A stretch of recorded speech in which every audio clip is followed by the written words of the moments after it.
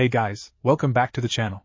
This is a story about what if Naruto goes to a parallel universe where his parents are alive. Before I start, please support for more amazing content, and do consider subscribing to my channel and share this video with your friends. This is written by Lady Blade WarAngel and link in description and support writer. Let's start the video. Chapter 1, What the hell is going on? Sasuke and Naruto faced each other on top of the Hokage mountain. The village of Konoha was a mess below them. Sasuke glared as he powered up a Chidori. Naruto formed a Rasengan, knowing this was all or nothing. The two were both beaten up badly. They'd been fighting for long enough. They were almost out of chakra, and their allies were nowhere to be seen. It was just the two of them. Now was the moment to either bring Sasuke back to them or lose him for good. They charged at each other, attacks raised, ready to plunge their own balls of chakra into each other's chests. At the last moment, Naruto stopped. He allowed his Rasengan to die out and stood there in front of Sasuke, arms outstretched. Sasuke stopped in his tracks. What the hell are you doing, loser? Sasuke asked angrily. I'm refusing to fight you, Sasuke. I won't fight you anymore. Come back to us or not. But I'm not giving up on you. If you want to sever the bond between us, go ahead. Now is your chance. I'm not going to fight back, Naruto stated. Sasuke snarled. You're bluffing, dope. Sasuke yelled, uncharacteristically. He lunged at his closest friend and drove the Chidori through his chest. His eyes went wide, as Naruto stayed blank. He didn't even show an ounce of pain on his face, as Sasuke pulled out his hand. He looked at the blood-covered appendage in shock and horror. He looked at Naruto, who was smiling. Why didn't you dodge, loser? Sasuke yelled. I told you I wasn't going to fight you, Sasuke. I never go back on my word. Naruto whispered out weakly. Naruto fell forward and Sasuke jumped to close the space between them, catching his friend in his arms. You wanted to kill me, Sasuke. Maybe you got your wish now. Naruto trailed out weakly. I didn't want this. I thought I did, but Sasuke trailed off. Naruto gave a soft smile. If I could change things, Sasuke, I'd stop Orochimaru from giving you that curse mark. I'd do something to make things different. Naruto whispered. Sasuke barely heard, as he felt a single tear drip down his cheek. If I could go back, I would stop this. Sasuke whispered softly. Sasuke knew Naruto wasn't going to last much longer. I'm sorry, Naruto. I'm truly sorry, Sasuke said softly. He knew this would be his last chance to say it. Little did either of the two teens know that another force was working at this moment. The great Kyuubi was locked in his cage, which was becoming darker. That foolish human. He should not have let that brat kill him. I must stop this if I wish to live. Kyuubi growled out in his cage. Sasuke looked down at Naruto, and suddenly noticed that blood wasn't leaking from his friend any longer, but chakra, blood-red chakra. The fox is interfering, Sasuke thought, as he kept hold of Naruto's lifeless body. He felt something happening, but he couldn't figure out what was going on. He had the feeling of weightlessness, and he noticed he and Naruto were surrounded by a black vortex. He saw Naruto's eyes open, but it was the Kyuubi red that stared at him. Foolish brat. You were not supposed to hold on to him. Now my jutsu will change. Kyuubi's voice hissed out of Naruto's mouth. What are you talking about? Sasuke asked. You will soon see, Uchiha. Be grateful for a second chance, the Kyuubi stated back. That was when everything went black. Sasuke awoke to find himself looking at a ceiling. He felt a quilt over himself, and he felt warm and safe. He blinked his eyes blearily and looked around. He noticed a poster of a ramen bowl on the wall, as well as a calendar. He couldn't see the date properly, his eyes bleary from sleep. He looked around the room some more and finally noticed that there was a bed next to his, with a blonde mop of spiky hair sticking out from under an orange quilt. Sasuke felt shock overwhelm him. I thought Naruto was dead. I killed him, didn't I? Kyuubi did say something about a second chance, Sasuke thought to himself. He got out of the bed and ran over to the form. Naruto! He exclaimed quietly. He heard his friend groan. Sasuke? I want to sleep some more, Naruto muttered out sleepily. Sasuke shook Naruto again. Naruto, get up, don't you realize what's going on? Sasuke asked. That was when he noticed his voice seemed different. He couldn't quite figure out how. In fact, his whole viewpoint was different in some way that Sasuke couldn't quite latch onto. Naruto groaned and sat up slowly. Then he stared at Sasuke, then at his hands. Sasuke, you're a kid, Naruto yelled. And I'm alive, he added almost as an afterthought. Sasuke stared at Naruto in shock, then made a realization as he looked down at his hands. They looked smaller, less hardened by training. He also took note that Naruto also looked like a child. You're a kid too, dope, Sasuke stated obviously. How did this happen? Naruto asked. He felt his chest, looking for the hole that had been made by Chidori, but couldn't find it. Kyuubi said something about his jutsu changing and that I should be grateful for a second chance, Sasuke said softly. Naruto looked as confused as Sasuke felt. That was when a knock came at the door, and a red-headed teen barged into the room. Both boys yelled in shock, as they stared at the girl. Hey little cousin, Since you two are awake, your mom told me to come and get you for breakfast. So you two get dressed. Oh Sasuke, your mom is gonna come and pick you up later. Naruto, your dad left already but don't worry too much, he said he'll come and train with you this afternoon. The girl said. She made to leave the room when Naruto decided to speak. What the hell is going on? Naruto asked. Watch your mouth, Naruto. Geez, you two been practicing swears instead of jutsu? The girl stated, giving the two a pointed look. Then, just as though she'd recalled something important, the girl's look changed, and she spoke again. Sasuke, your brother asked me to tell you that he's gonna meet you at the house this afternoon so you can go with him to the training grounds, okay? He's got training with me and Hana and Enko-sensei this morning, but he said he promised you. The girl stated. Then she left the room. Sasuke and Naruto stared at the girl incredulously. Naruto? Do you even know anything about your parents? Sasuke asked softly. I know my dad was the 4th Hokage. I only found that out recently. Nobody told me anything about my mom. Naruto replied back. Sasuke nodded. That girl is a new addition or something. I didn't know you had a cousin. Sasuke quipped. Neither did I, Naruto whispered back. Both boys were staring at each other in silence, and wondering what on earth was going on. The red-haired girl made her way down the stairs and looked into the kitchen. Auntie Kushina? The girl called out softly. The red-haired mother of Naruto looked at the teenager kindly, as she placed a plate of pancakes on the table. What's wrong, Tenchiko? Kushina asked gently. Naruto and Sasuke were acting really weirdly a few minutes ago. I walked into Naruto's room and they looked as though they had no idea who I was. Tenchiko stated softly, then she shook her head rapidly from side to side, as though clearing her thoughts. Sorry, Auntie. It doesn't matter. It's probably something stupid. Maybe I just caught them waking up. I'm just being stupid. Tenchiko stated vigorously. If you say so, sweetie. Oh, and remember we're going to go and see how Naruto is doing at the academy this evening. Kushina reminded as Tenchiko made her way to the front door. I wouldn't miss it, Auntie. I'll be back before then anyway, the teen said stoically before pulling on her standard ninja sandals and calling out a goodbye as she ran out of the door. Chapter 2, Things are definitely different. Naruto and Sasuke got dressed. Sasuke was wearing the clothes he'd always worn when he was a teenager. He no longer wore black. Naruto was wearing an orange t-shirt with the leaf symbol on front, and black shorts. The two boys walked down the stairs and found their way to the kitchen, the aroma of pancakes leading their noses in the right direction. The two boys looked at who they knew had to be Naruto's mother. She gave them a huge smile and placed plates in front of them. Good morning, boys.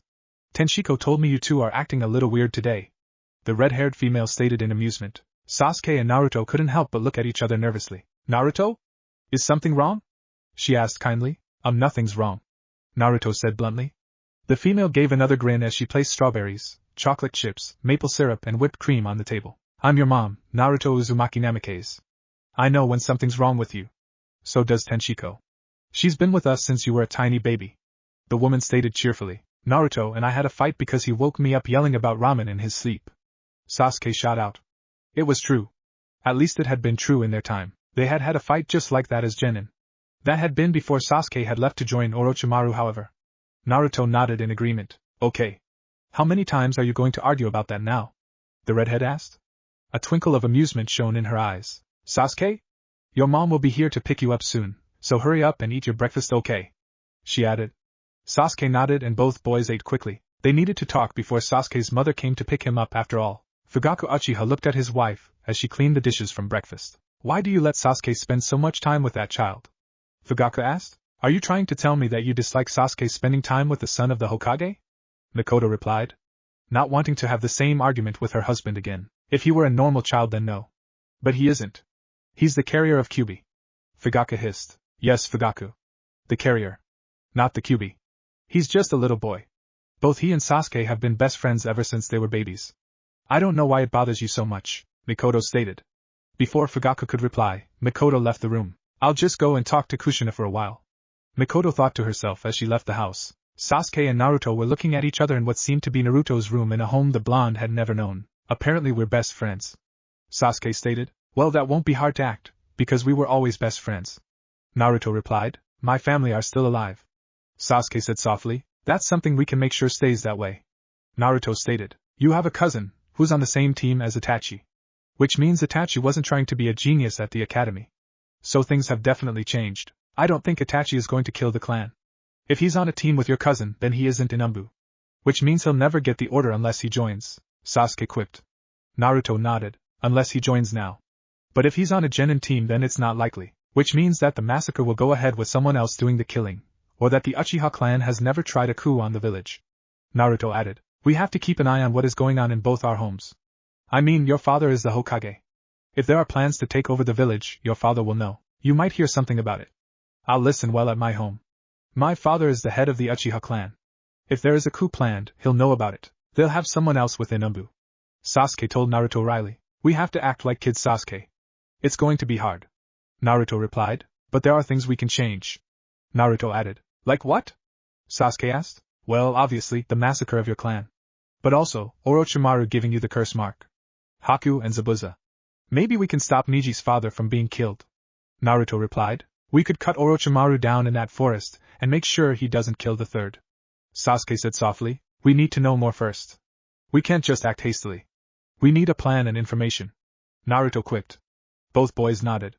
They hoped they could do the things they wanted to do. Kushina heard a knock at the door, and opened it to see Mikoto. Hi Mikoto. Come in.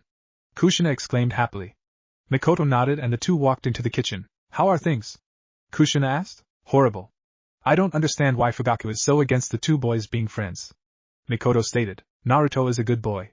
I'll wager there are worse behaved children around, but Fugaku seems dead set against Sasuke even talking to Naruto. Mikoto added sadly. Kushina sighed. I have to admit that I'm glad Minato isn't like that. Naruto and Sasuke are like a pair of brothers. I wouldn't want to see them torn apart. I know Fugaku dislikes Minato. I didn't think it would spread to Naruto. Kushina said gently. No. He says it's to do with the Kyuubi. He says he doesn't like the idea of Sasuke hanging around with a Jinchuriki. Mikoto replied. Kushina stared open-mouthed and Mikoto sighed. I know it's ridiculous. Naruto isn't a demon. He's not a regular kid obviously, but he's definitely not a demon. I've told Fugaku he's being ridiculous. But he won't listen, Mikoto added. Kushina looked devastated. I hate that people think that way. Obito-kun gave his life to complete that jutsu. He even knocked out Minato so that he couldn't interfere. I wish Fugaku would appreciate that sacrifice. Obito was his nephew, right? Kushina questioned. Mikoto nodded. Don't worry, Kushina. I won't let Fugaku split them apart. Sasuke never had a real friend before Naruto. I'm not taking away his only friend because Fugaku is being stubborn, Mikoto stated sternly. There are rumors of a coup being planned, Mikoto. Kushina whispered. Mikoto nodded. I've heard. If Fugaku is planning something like that, he hasn't told me. I would definitely advise him against such an action. It would bring disgrace to the Uchiha name, plus the very idea of them betraying the village makes me feel sick inside.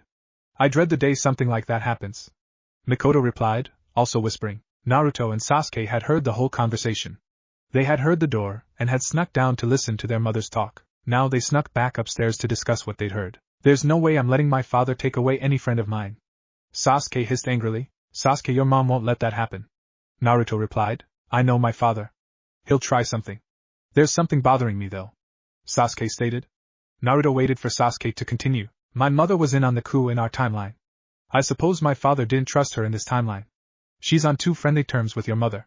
Sasuke finished. Naruto nodded, looking deep in thought. I don't think she was lying about it. You know your mom better than I do.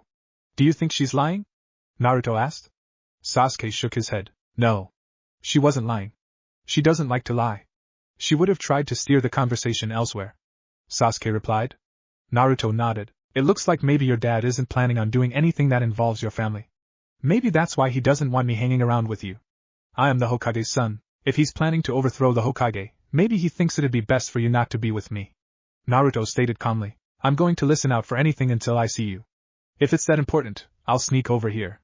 Make sure to leave your window open in case. If you hear anything, I'll have my window open. Sasuke stated. Naruto nodded in agreement. We're in the academy together. We'll be able to sit next to each other. If there's anything weird going on, we'll be able to write it down and pass it to each other before lessons. Discuss what we found somewhere during break or lunch. I have a bad feeling about all this, Sasuke. Like something is going to go badly wrong. Naruto quipped. Neither boy wanted to speak about such things after Naruto's statement. Well, we know you still have Kyuubi inside of you. Maybe we can ask him some questions. Sasuke said softly. If I get the chance, I'll ask him.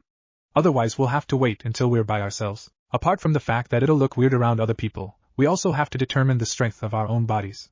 We're kids again, Sasuke. We need to figure out what we can and can't take. Naruto replied. Sasuke nodded in agreement. Tenshiko, you're not throwing your kunai straight. Tenshiko turned to look at Anko Mitarashi. Sorry, Anko-sensei. I'm a little distracted today. Tenshiko replied. Next to her, Itachi gave his friend a strange look. On her other side was her other teammate, Hana Inuzuka. Usually, it would be 2 boys and a girl on a team, but of course their team had been uneven. That didn't stop the 3 working together well. In a real battle, your opponent would kill you with your distraction, Tenshiko. You need to be more prepared. Anko replied. Tenshiko nodded her head, as she looked down at the ground, shamefaced. She knew her teacher was right, yet somehow, the look on Naruto and Sasuke's faces, when she'd walked into the room, had really gotten to her. It was almost as if they didn't have a clue who I was. Tenshiko thought to herself. Okay, Team 4, you're dismissed for today. Anko said kindly. The group nodded and Anko left. Hana gave Itachi and Tenshiko a grin. Hey, are you 2 coming to the academy today?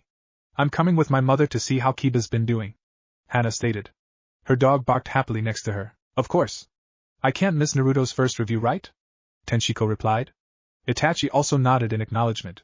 Hana nodded. I'll see you 2 later then, Hana stated before running off. Something's bothering you, Tenshiko, Itachi commented. I'm worried about Sasuke and Naruto.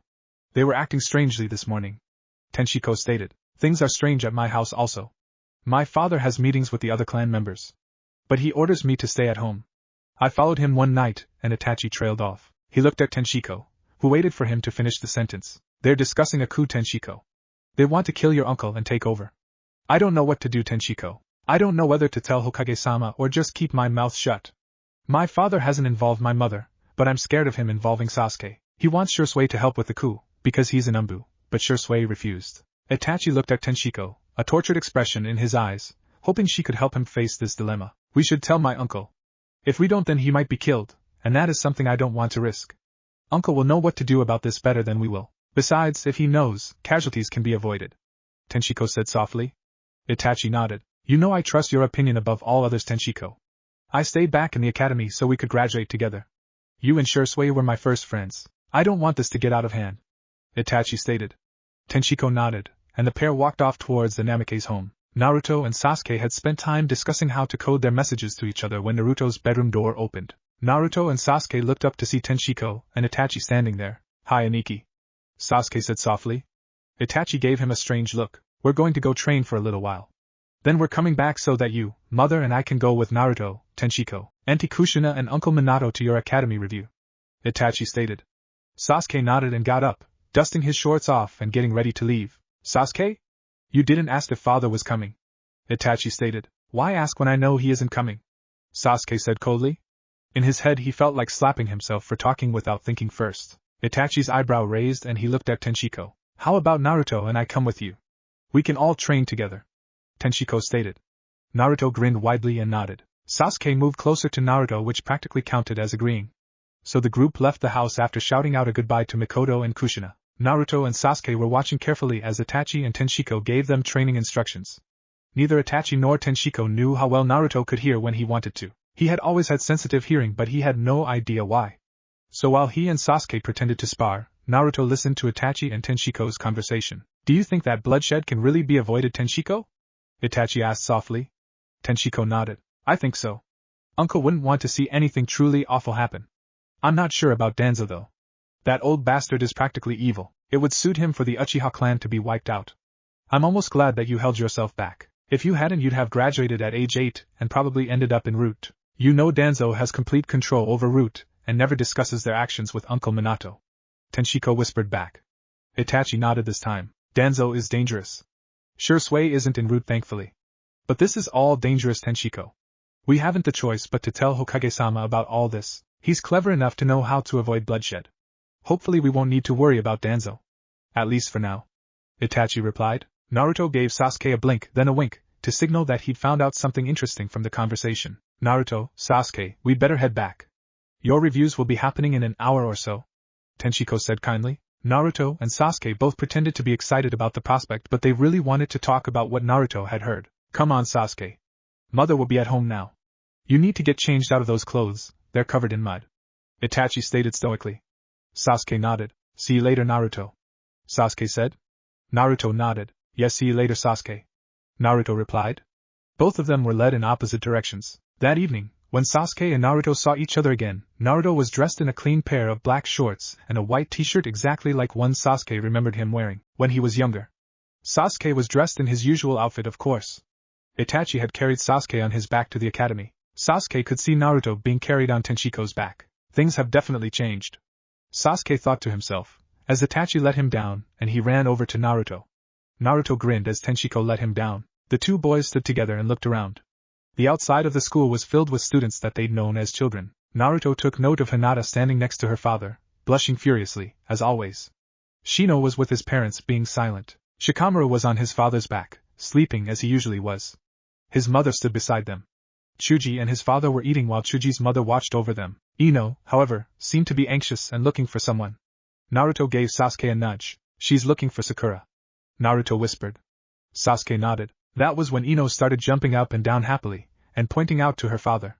Inoichi Yamanaka ruffled the girl's hair and sent her off. Sasuke and Naruto watched as Ino ran up to Sakura and hugged her. Sakura was stood with her mother. Neither boy could see her father. I wonder where Sakura's dad is? Naruto asked Sasuke. Both boys felt a hand on their shoulders. They looked up at Minato. Boys, be nice to Sakura. She lost her father in a mission a few weeks ago. So don't tease her. Minato said softly. Sasuke and Naruto both felt shock overwhelm them, but they refused to let it show. They nodded and Minato ruffled their hair affectionately. Good boys, he said happily. Sasuke and Naruto walked away from their families a bit before they started talking. Things are totally different. I mean, I don't remember Sakura's father being a ninja. Sasuke said softly. She never mentioned her father Sasuke. She mentioned her mom all the time but never her dad. Do you think we could have missed it, all that time, and we never knew she'd lost her dad? Naruto asked. Both boys felt a sharp stab of guilt within them as they wondered how well they had known their teammate. Well, this time around we can do better, Naruto. You said it yourself? Sasuke stated. Naruto nodded. There is a coup planned. Your brother knows about it, and he and Tenshiko are going to tell my dad. Naruto stated formally. Sasuke nodded. We need to try and find out how they're going to deal with it. Sasuke whispered to Naruto as someone walked past them. Naruto nodded. I wonder if Iruka-sensei is here. Naruto said sadly. That was when the pair saw their old sensei. Iruka Umino was talking to the Sandaime. Naruto couldn't help but grin and run over, with Sasuke in hot pursuit. He better not say something totally stupid. Sasuke thought to himself. Iruka-sensei. GG. Naruto ran up and hugged them both. Iruka ruffled Naruto's hair affectionately, as Sasuke had always remembered the Chunin being with Naruto. Sandaime just laughed. Naruto. You shouldn't be calling Sandaime-san GG. Minato said. But he is. Naruto stated, then slapped a hand over his mouth. The three men just laughed. Sasuke shook his head. Hey Sasuke. Are you coming with us to get some ramen later? Minato asked the Uchiha boy kindly. Itachi's coming too if you want to go. Minato added. Sasuke looked at Naruto, who nodded and grinned. Okay, Hokage-sama. Sasuke said formally. He judged his reply on what he knew his father and mother would have expected of him. Well, more his father than his mother. How many times, Sasuke? Just call me Namikaze-san if you can't call me Uncle Minato. The male said jokingly. Sasuke's face went bright red at that comment. Sasuke and Naruto listened carefully to everything that was said about them. Both weren't too surprised by what they heard as they listened to what Iruka was saying to their families. Sasuke is top of the class and everything Uchiha-san. He's very bright and very skilled. Iruka stated to Mikoto. Naruto is bright and skilled but lacks motivation. He's always good at any physical training but he never applies himself in class. Iruka told Minato and Kushina. The boys gave each other a nod, both signaling that they wanted to keep things the same way. After all, they wanted to be put on the same team again. They saw Sakura's mother speaking to one of the teachers. Girls and boys were separated for certain classes. Naruto once again started listening out. Haruno-san, Sakura seems to be very shy. Her intellect is second to none, but she isn't confident enough to just use it. Her physical training is average, but she's not applying herself physically. The woman said. Naruto looked at Sasuke. It's the same as before. Naruto whispered. Sasuke nodded, knowing that Naruto was talking about Sakura's grades. They both knew she hadn't been the most physical person in the academy. Later that night, Naruto snuck downstairs to listen to his parents talking. They were in the kitchen and Naruto had promised he'd listen out for any information. He snuck into the corridor and to the kitchen as quietly as possible and listened outside the kitchen. So it's true then? Kushina asked sadly. Minato nodded. Yeah, it's true. Fugaku Uchiha is planning a coup. Itachi says he's going to try and figure out what their plan is exactly and tell me. Minato replied. He shouldn't have to choose between his family and Konoha. Kushina said softly. I know Kushina. I know he shouldn't have to. I think he wants to avoid bloodshed as much as we do. Minato quipped. Kushina nodded. I just hope that we can avoid bloodshed. I don't want Naruto and Sasuke torn apart by this. I don't want to lose my best friend. Kushina uttered. You didn't mention Itachi and Tenshiko's friendship. Minato said. I don't need to. Those two have been friends ever since Tenshiko came to live with us when she was 2. They'll never lose each other. Kushina replied. Minato nodded. I think we both need to go and get some sleep, Kushina said softly. Minato didn't even need to answer. Both of them stood up from the kitchen table. Kushina blinked in confusion and Minato gave her a strange look. It's nothing. I just thought I heard something creak. It must be the wind outside, Kushina said softly. They went up to bed and were soon fast asleep. Naruto quickly got himself back to his room and crawled into bed. Maybe because Itachi has a friend outside the Uchiha clan, he's better off, Naruto thought to himself as he heard his parents going to bed. The next day, Naruto and Sasuke were at the academy, waiting for their lessons to start. They were sat in their same old seats. Sasuke was next to the window, and Naruto was sat next to him. No matter how many girls seemed to want Naruto to move, one glare from Sasuke was enough to shut them up and make them move on. Ino and Sakura sat behind Sasuke and Naruto. Shikamaru sat next to Ino. Naruto saw that everyone was sat where they had sat before.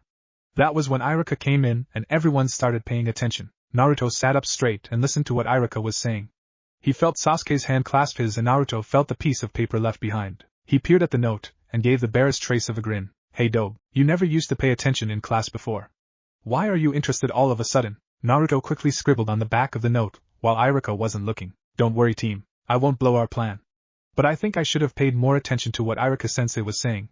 Besides I kinda miss hearing him talk. After he died I really missed him, so spending time paying attention is the least I can do, right? Naruto gave Sasuke the note the same way Sasuke had given him the note before. Sasuke read it and smiled. He nodded and used the tiniest flame to burn the note. Nobody needed to know that Iruka had died in their time. A lot of people had died in their time. Naruto and Sasuke wanted to concentrate on making things right now. Chapter 3, A Distraction for the Uchiha. Naruto and Sasuke had been gathering information for the last week. Sasuke had learned that Shisui was to be controlled with a control seal, created especially by the Uchiha clan, to spy on Anbu. Naruto had learned that his father was planning to challenge Fugaku Uchiha to a fight. Winner takes all. Of course if Fugaku accepted then Minato knew that it would be a fair one-on-one fight. If he refused, maybe his clan would lose some respect for him, and that would be enough to quell a coup. At least for now. Sasuke disagreed as the two spoke about it. My father won't agree to a match. I'm sure Itachi will tell Minato-san that. Sasuke replied. What do you think will happen? Naruto asked. The two were sat by the tree swing in the academy playground. No one ever walked over to them there. Most children had been told that they were not to play with Naruto. However, there were a few exceptions. Kiba, Shikamaru, Shino and Chuji frequently spoke to the boys, along with Ino, Sakura and Hinata. But generally everyone knew that to mess with Naruto was to mess with Sasuke. Just like to mess with Sasuke was to mess with Naruto, they were inseparable.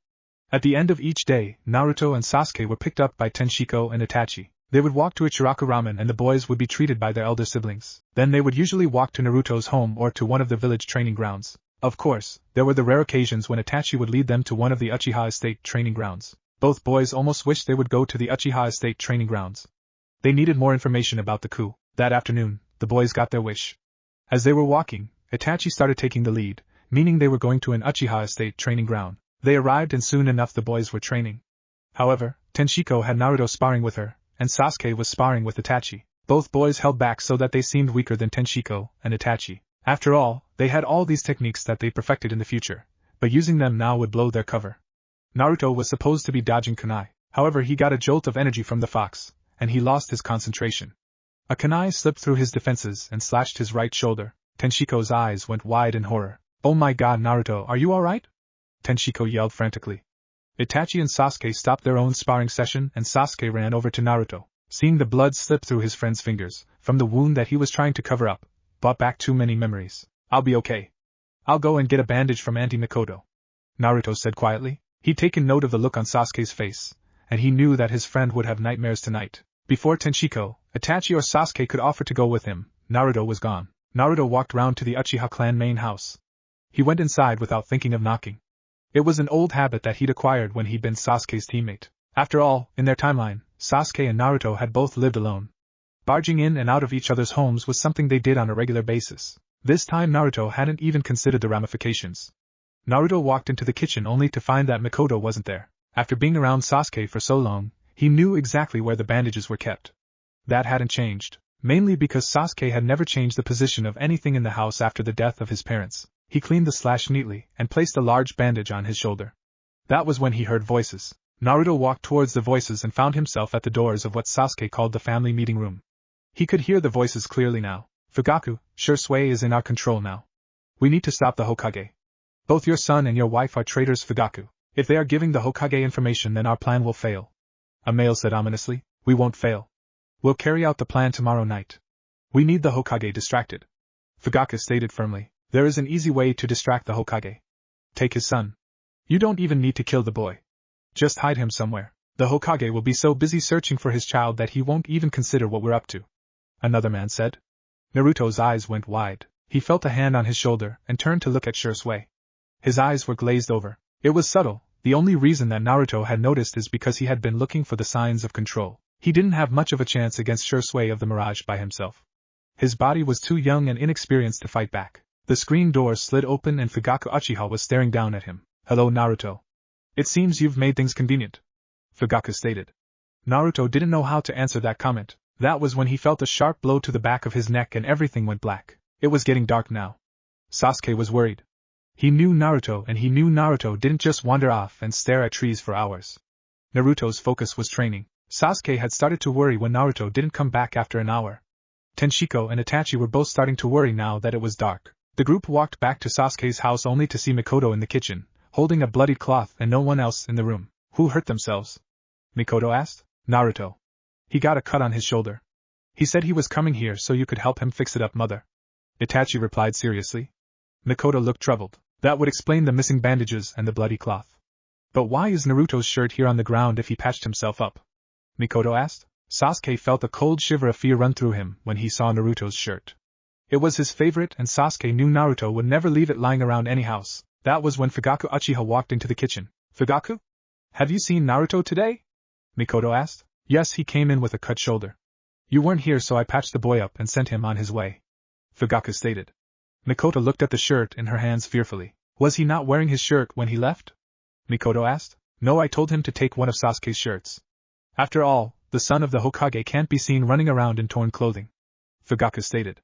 Sasuke knew his father was lying. He knew it from the bottom of his soul.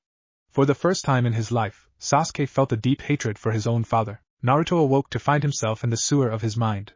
He was looking at Kyuubi, who seemed ominous. Kyuubi, am I unconscious? Naruto asked. He immediately noticed that he was in his teen body again. How am I a teenager here? Naruto added. Because you were a teenager when we traveled back through time. In your mind you will always look like this until you see your appearance change again. Kyuubi replied. So I've been knocked out and locked up somewhere and my parents are going to freak out. They won't even know what Fugaku is planning. Naruto hissed. Well, your friend, the Uchiha brat, is sure to figure out that his father is up to something. It's in the brat's nature, isn't it? Kyuubi questioned. Naruto nodded. What was it you wanted when you did that weird tug? I got my arm slashed because of you. Naruto exclaimed. Well, I wanted to inform you that this is in fact your timeline. However, the jutsu that brought you here caused a few time ripple changes. Things like your parents being alive, also your cousin. If I remember correctly, your cousin was murdered by Orochimaru when he fled the village. She threatened to expose him. Kyuubi replied. How do you know about this? How old was I? Naruto asked. I know everything that is happening. My senses reach out and capture everything in the air. That and I can also hear everything that you hear. As a baby, you had no comprehension. However, I did. You were not even a year old when Tenshiko Uzumaki was murdered. She was 6, however, she obviously wasn't killed because of the fact that your parents are alive. It must have changed the course of things. Kyuubi stated. Naruto sighed. So I have to wait until I wake up before I can do anything. Naruto commented irritably. I'm afraid so, brat. Kyuubi replied. Naruto worried his lip a little between his teeth. Can I at least change the scenery? Naruto asked. Sasuke had gone up to his room once Itachi and Tenshiko had left the house to look for Naruto. His mother was getting ready to leave the house to go and inform Kushina that Naruto was missing. Sasuke wanted to go with her, but he wanted to check one thing before he did go. He opened his wardrobe and counted all his shirts, hanging on the railing. Not one was missing. That meant one thing. Sasuke had been right, and his father had lied about Naruto. Of course, that left only one question in Sasuke's mind now. What had his father done with Naruto? Chapter 4, Coup d'etat? Part 1. Kushina Uzumaki Namikaze was hopping from tree to tree looking for any trace of her 7-year-old son. Her instincts told her that something was very wrong, but she couldn't act on it the way she normally would because she wasn't sure quite what made this situation as bad as it felt. Itachi found Sasuke looking into his closet blankly. Ototu? Itachi questioned softly. It seemed to break Sasuke from his trance. Sasuke looked at Itachi. Father lied, Aniki.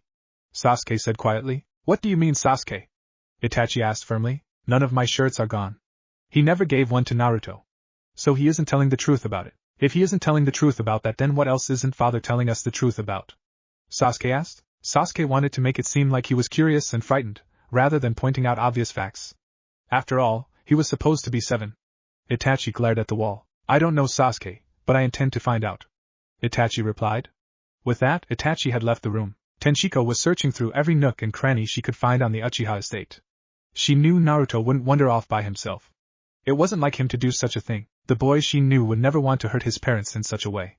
She carried on with her search and found Uchiha clan members outside a bunker, Itachi glaring at one of them. Then she took note that they were arguing, and the one that Itachi was arguing with was his own father, Fugaku Uchiha. Minato Namikaze was sat in his office feeling useless.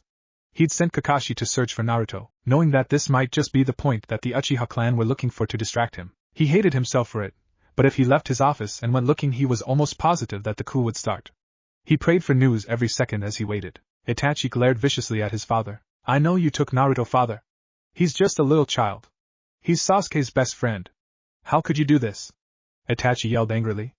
Fugaku glared back at his son. How could you possibly say that, Itachi? The boy probably wandered off somewhere. Fugaku stated calmly. Without a shirt? Itachi questioned angrily. I told you that I gave him one of Sasuke's shirts. Fugaku replied. Except that you didn't give him one of Sasuke's shirts. Sasuke was worried when he looked in his closet and didn't find any of his shirts missing. Not even one, Itachi exclaimed. Fugaku glared angrily at his son. Before Itachi could react, Fugaku had knocked him unconscious and told his other clan members to place him in the cell with Naruto. None of them had noticed Tenchiko watching everything from the trees. She glared angrily as she silently kept watch over the group that took Itachi into the bunker. Then she could save both Itachi and Naruto. At least that was her hope. Naruto awoke feeling frozen. His skin was ice cold. Then he remembered that he wasn't wearing a shirt. He was shaking with the cold when the doors to his prison opened and another body was thrown in next to him. The doors shut again, and when Naruto's eyes adjusted to the dark, Naruto saw that it was Itachi who was next to him, and that Itachi was unconscious. Fugaku left his unconscious son and went to the Hokage tower with his men. He got past Minato's security and found Minato waiting for him in the Hokage's office. What are you doing here? Shouldn't you be looking for your only son? Fugaku snarled. Do I look stupid to you, Uchiha? I know what you've been planning. I've been waiting for you to make your move. Now that you have, you're a traitor to this village. The penalty for that is death, Fugaku. Are you prepared to pay the price? Minato asked calmly. Fugaku Uchiha glared angrily and charged at Minato in a rage. Minato dodged as Fugaku used the grand fireball technique and blew a great hole in the side of the wall. The two leapt out of the window and headed to the roof. Both launched attacks at each other. Their fight had begun. Tenchiko waited until the guards were completely unprepared for her, and then launched her own strike against them. She used sleep gas pellets to knock the guards out, and then she snuck into the bunker, where she saw Naruto trying to wake Itachi. It's okay, Naruto.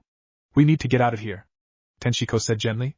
Naruto looked up at her gratefully, and together they managed to get Itachi onto her back. As they left, Naruto and Tenchiko saw fire light up the sky over the Hokage tower, and both felt a feeling of dread course through them. Sasuke and Mikoto both saw the orange glow of fire lighting the sky and headed for the Hokage tower, both praying that there wasn't a coup happening, both praying for different reasons as they leapt from tree to tree. Kushina saw the great fireball as she was heading back to the Hokage tower to tell Minato she hadn't found a trace of their son. She rushed forward and saw a group of shinobi, including Kakashi and some others, engaging in a battle against Uchiha clan males. She felt someone land next to her and saw Mikoto and Sasuke.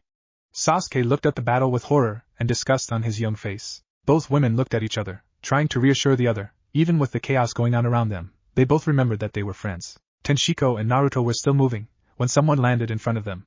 She recognized Shursui straight away. Shursui? She asked gently. He swiped for her, a kunai held in his hand. Shursui, what's wrong? Tenchiko asked. She'd known Shursui for a long time.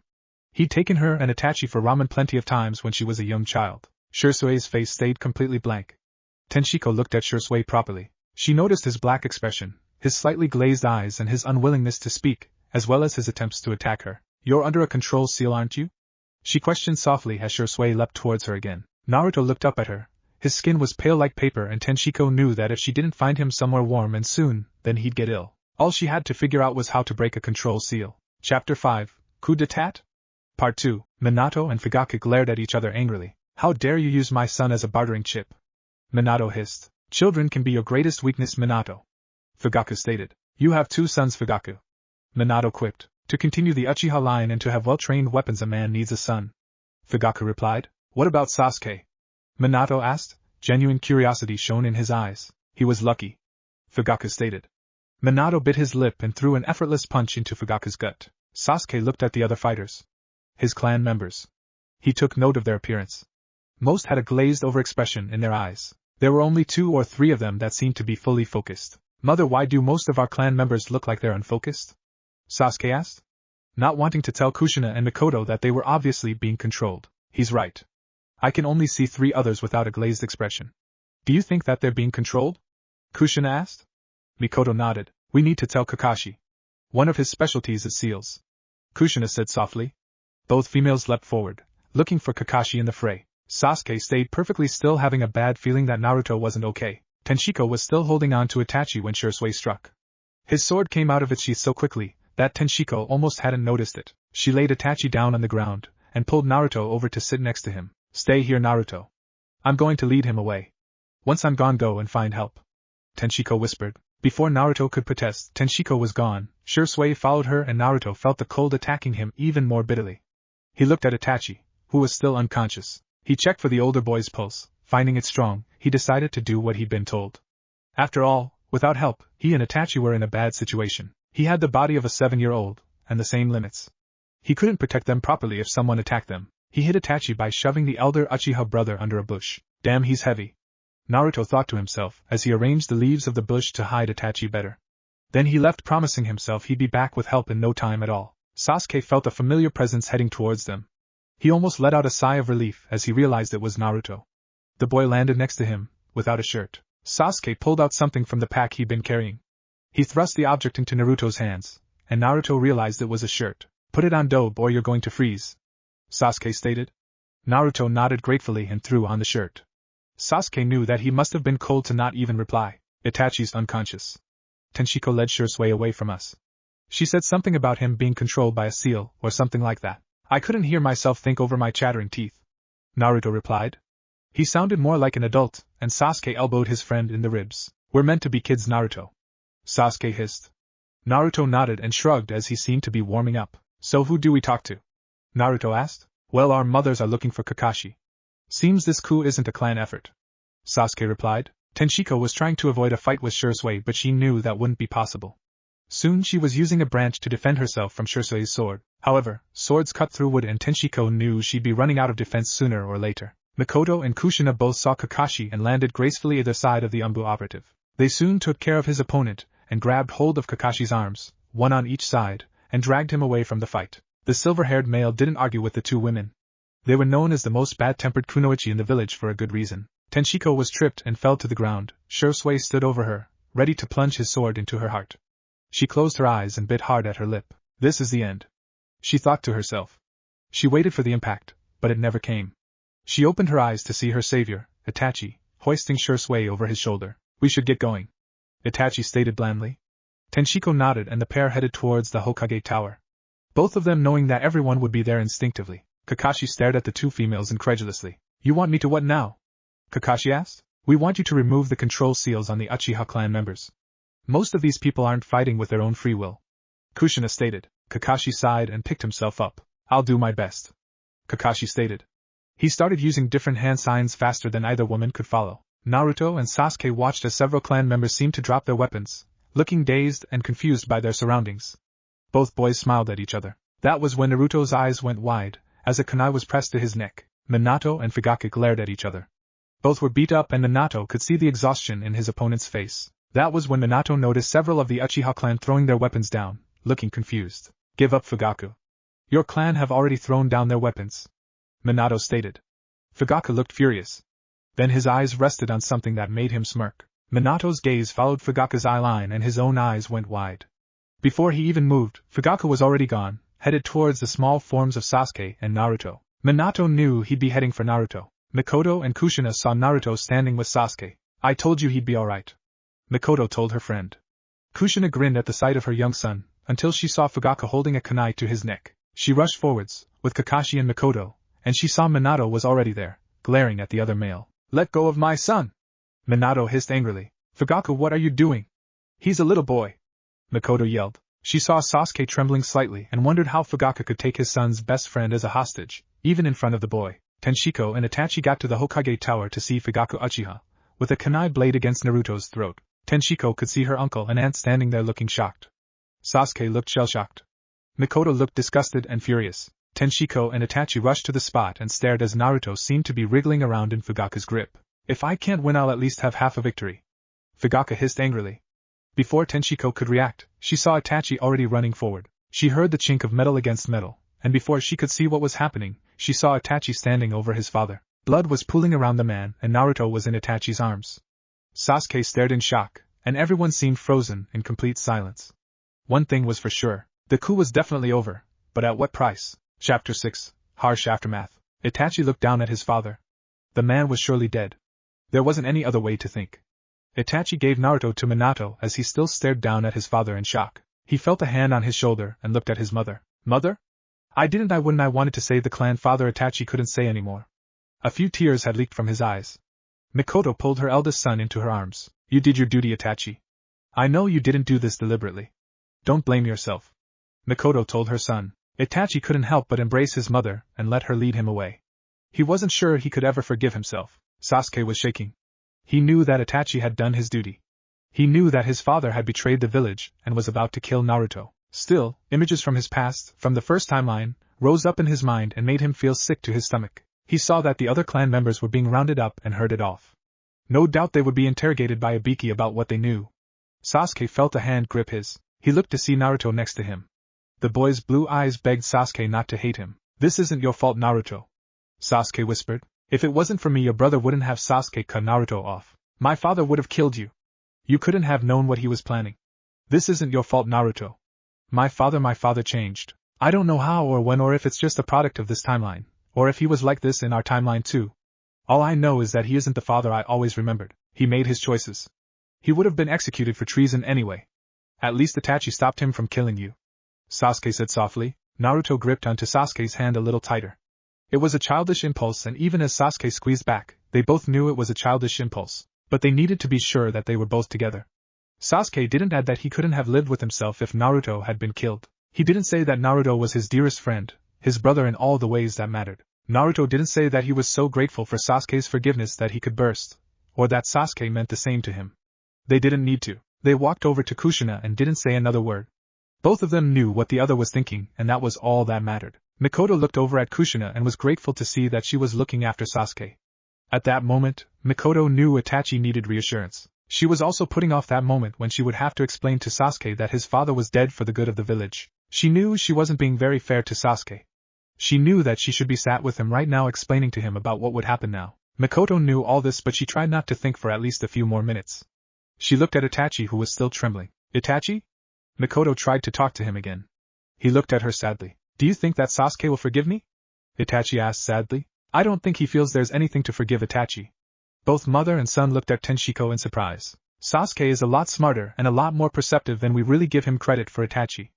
I'm sure he understands. I know it seems bad now, and I know this isn't how you wanted it to end, but you know that you did what had to be done. If you hadn't done it, then my uncle would have had to. That's if he managed to get Naruto away in time. Sasuke would have been worse off than he is now if he had to lose his best friend as well as his father. Tenshiko added gently. Mikoto smiled as Itachi stopped trembling. I'm alright, mother. Go and talk to Sasuke, Itachi said calmly. Mikoto nodded and placed a hand on top of her son's head gently. Then she went to speak to her youngest child. Tenshiko sat next to Itachi. All of this seems like it was planned somehow, Tenshiko said. Itachi looked at Tenshiko as she stared up at the full moon. It was hard to think that all of this had happened within a few hours of sundown. It is strange. I think that maybe someone was using my father, pulling his strings. Someday I'll find out who it was or what really happened, Itachi replied. Until then you have to keep it together for your mother and your brother, Tenshiko quipped. Itachi gave his best friend a gentle smile. I will, Tenshiko. I'll do what I have to do, Itachi said. The two of them just sat in silence after that, staring at the moon. Sasuke and Naruto saw Mikoto heading towards them. Your mom obviously wants to talk to you, team, Naruto whispered. I know, Dobe, Sasuke replied. Kushina was talking to Kakashi when Mikoto finally stood in front of her youngest child. Sasuke looked as his mother attempted to talk to him. He wanted to put her out of her misery, but he also knew that if he seemed too accepting of the situation then people might think it suspicious. Naruto? Both boys looked to see Kushina calling her son. Naruto gave Sasuke's hand a last squeeze before he went to his mother. Sasuke looked at his mother and waited. I know that you're a smart boy. All of this is your father, as Mikoto kept trailing. What about father? Sasuke asked. He hated himself for doing it. But he knew that a child would ask questions, not wait for someone to be ready to talk to them. Your father is dead, Sasuke, Mikoto said gently. Sasuke bit at his lip to try and make some tears appear in his eyes. It didn't seem to be working. I know this is hard, Sasuke, but there was no choice.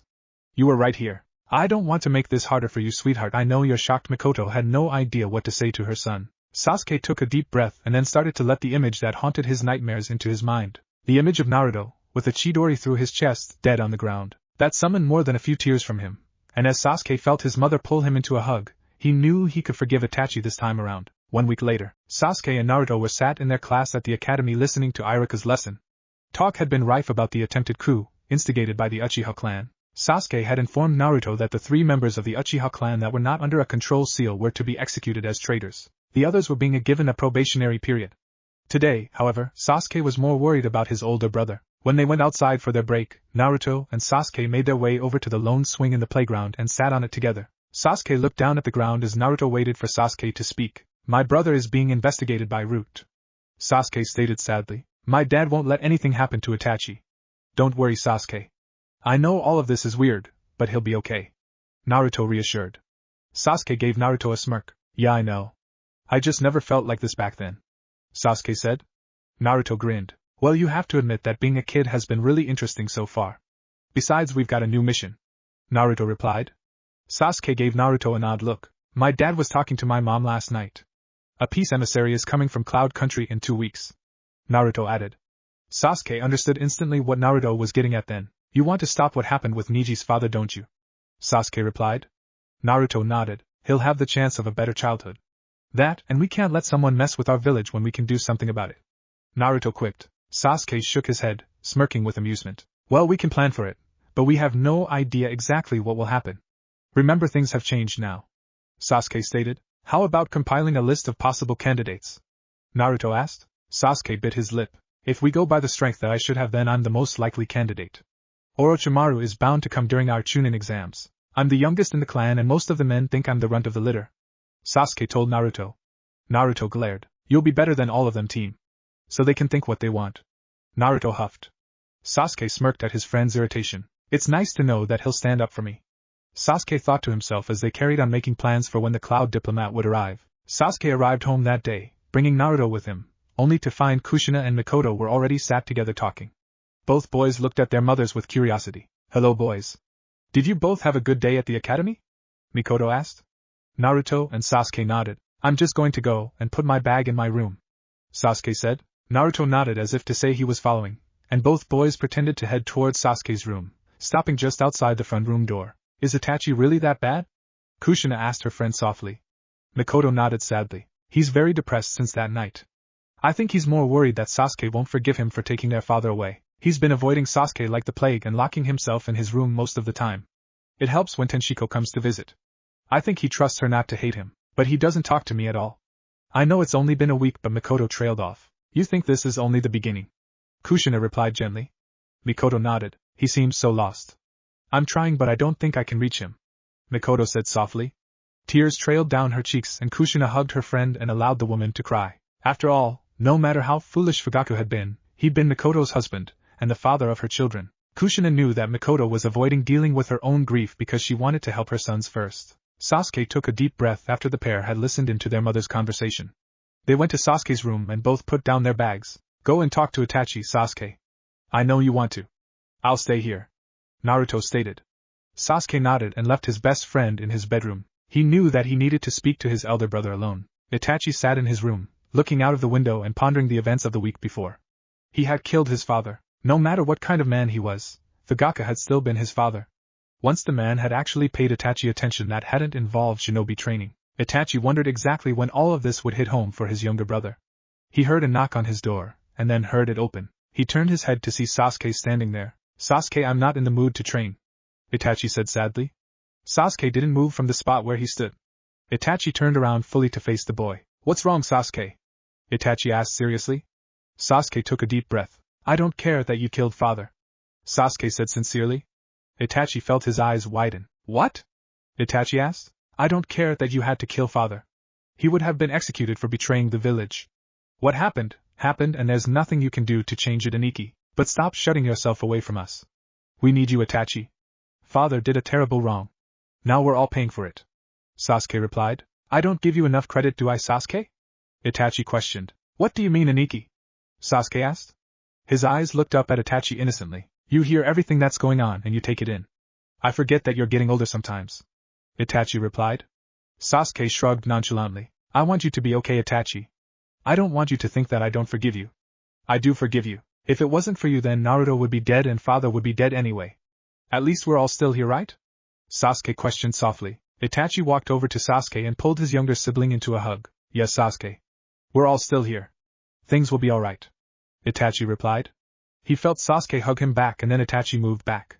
He placed a hand on Sasuke's shoulder. If you want, I'll give you and Naruto some training for a little while. Itachi said uncharacteristically. Sasuke grinned and before Itachi could change his mind he ran off to get Naruto. Itachi couldn't help smiling to himself at the antics of his younger brother. Sometimes I wonder exactly how smart he is. He can act like he's so much older sometimes, Itachi thought to himself as he heard both boys running back along the corridor to get him. He knew they wouldn't let him get out of their training session now. Chapter 7, Unexpected Happenings. Naruto woke up the day before the Cloud Diplomat's arrival feeling terrible. There was no other word for it. He felt like he'd been eaten by a giant snake, again, been digested and then regurgitated. His head throbbed and he felt like the room was stifling. His stomach hurt, mostly on the right-hand side. He felt like he was going to vomit. Scratch that thought, where's the bathroom? Naruto's brain yelled as he attempted to run to the bathroom. He got out of bed and fell over, landing on his right side. He held back a scream of agony, before vomiting violently and falling into unconsciousness. Sasuke bit his lip as he sat and pushed food around his plate. Naruto didn't come for our spar this morning. Sasuke thought to himself. They usually met before sunup to spar. After all, they couldn't train the way they wanted to when everyone else was around. What's wrong, Sasuke? His mother asked kindly. Nothing, mother. Sasuke said softly. That was when Itachi walked into the kitchen. He's worried because Naruto didn't show up for their secret sparring matches that they have every morning before dawn. Itachi quipped. Sasuke's eyes went wide. Then he glared at his elder brother. If you want, I'll walk you to the academy and we'll go and get Naruto. He probably just slept in. Itachi stated. He never sleeps in. Sasuke stated moodily. There's a first time for everything, little brother. Itachi said kindly. Okay, Itachi. Let's go. Sasuke replied. He didn't want to eat any of his breakfast at any rate. Itachi shrugged and they went to put their shoes on. Of course, Sasuke didn't tell Itachi that he would have just snuck out of the academy to find out what was wrong with Naruto anyway. After all, kids weren't supposed to do that. Later that morning, Kushina sighed as she finished washing the dishes from breakfast. All but one dish, which was an orange plate. If there had been no food on it, there would have been a blue spiral in the center of the plate. Kushina looked at Tenshiko. Have you heard Naruto this morning? He hasn't even come down to eat breakfast. Kushina said worriedly. Tenshiko shook her head. No, I haven't heard a peep, auntie. Do you want me to go and see what he's up to? He might just have slept in for once. There's a first time for everything. Tenshiko asked. Kushina nodded. Yes. Please go and check on him. It's not like him to miss breakfast. Kushina replied softly. That was when they heard a knock at the door. I'll just go and check on Naruto now. Tenshiko stated. She left the room and Kushina went to the front door. She looked to see Itachi and Sasuke. Hi, you two. Come in. Kushina said kindly. Thank you, Aunt Kushina. Itachi replied. Sasuke looked anxious. What's wrong, Sasuke? Kushina asked softly. He's worried about Naruto. Itachi replied before Sasuke even opened his mouth. That was when the trio heard a loud yelling. Auntie Kushina. Something's wrong with Naruto. Tenshiko had made it up the stairs in record time. She knocked on Naruto's door. Naruto? Are you awake? Tenshiko called. There was no answer. She opened the door slowly and caught sight of a small form huddled on the floor. It was Naruto. She noted the vomit and ran over to her little cousin's side within seconds. She touched his forehead and pulled back her hand instantly. Auntie Kushina. Something's wrong with Naruto. Tenshiko yelled. She didn't know what else to do. She could feel her younger cousin's temperature was extremely high. She heard the sound of more than one set of feet running up the stairs. Then she saw Kushina, Itachi and Sasuke in the doorway. Sasuke's eyes were wide and Tenshiko could see the fear that he was trying to hide. Kushina knelt on the floor next to her son. Naruto? Come on, sweetie, talk to me. Kushina exclaimed. She touched Naruto's face gently and felt that his temperature had skyrocketed. Naruto's eyes opened very slowly. Mom? Naruto questioned weakly. What's wrong, sweetie? Tell me. Kushina asked frantically. My stomach hurts. My head hurts too. I couldn't get to the bathroom in time. Sorry, Mom. Naruto uttered weakly. Don't you worry about that, Naruto. Kushina said softly. Then she looked up at Itachi. Itachi, who's faster, you or Tenshiko? Kushina asked the elder Uchiha. Itachi's faster than me, Kushina. Tenshiko replied. Itachi didn't have to speak a word. Itachi, take Naruto and run as fast as you can to the hospital. Tell them he has a very high temperature, he's suffering from stomach pain and he's vomited. Kushina stated. Itachi nodded and picked up Naruto from the floor gently. He cradled the blonde in his arms and adjusted the boy into a more comfortable position. I'll get him there as fast as I can, Itachi stated. Before anyone could say a word, Itachi had leapt from the window and was speeding away. Sasuke made to leap out after them, but Tenshiko stopped him. You can come with us, Sasuke. Let Itachi get him there. Naruto's tough, he'll be fine, Tenshiko stated. Sasuke didn't bother to tell Tenshiko that he never known Naruto to get sick in his life. He didn't tell her that he wanted to be with his friend through this ordeal. He just kept his eyes on the prone blonde head, bobbing as Itachi ran, until he couldn't see Itachi anymore. He wanted to go after them so badly. Tenshiko, go and tell your uncle that Naruto's sick. I know he has a lot to do, but he'd never forgive me if I didn't tell him. Tell him what's happened, Kushina stated. Tenshiko nodded and she too leapt out of the window and was off like a shot. Sasuke, be a sweetheart and grab some things for Naruto. While you do that, I'll clean this carpet, Kushina said softly. Sasuke knew she was trying to reassure him by not panicking. But Sasuke could see Kushina's anxiety reflected in her eyes. He did as he was asked. He picked up some pajamas and some other little things whilst Kushina made a Kage Bunshin appear and ordered it to clean the carpet. It did as it was told, and Kushina came over to Sasuke and took the little orange pack from Sasuke.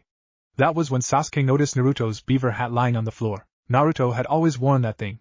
He picked it up and handed it to Kushina. She gave him a weak smile and pulled him into a hug. He couldn't help hugging her back. After all, even though he wouldn't admit needing a hug himself, he never ever admitted such things. He knew Naruto's mother needed the comfort. That was his excuse and he'll stick to it.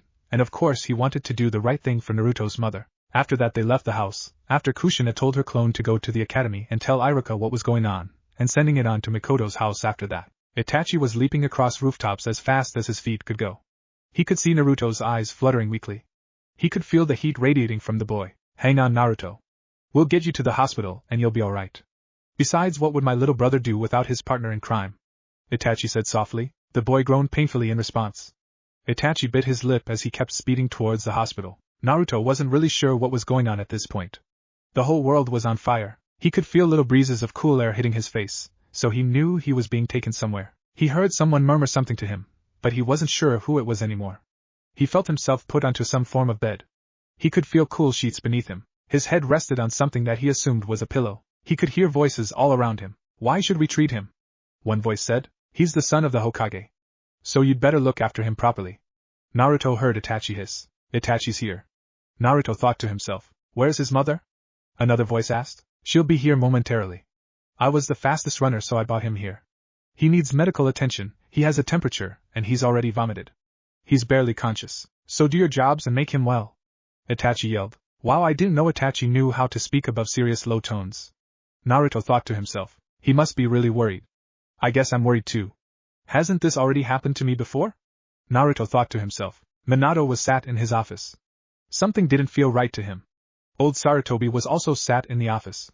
That was when someone jumped in through the window. Minato and Sarutobi both almost had a heart attack until Minato realized it was his niece. Tenshiko? What's wrong? Minato asked. He could see the fear and worry on his niece's face. It's Naruto. He's sick. We don't know what's wrong with him, but Itachi ran him to the hospital. Auntie Kushina is bringing Sasuke with her, and she told me to run and tell you, Tenshiko said. Minato bit his lip. Anxiety flooded over him. Go, Minato. I'll finish up the paperwork here. I'm sure you want to see that your son is alright.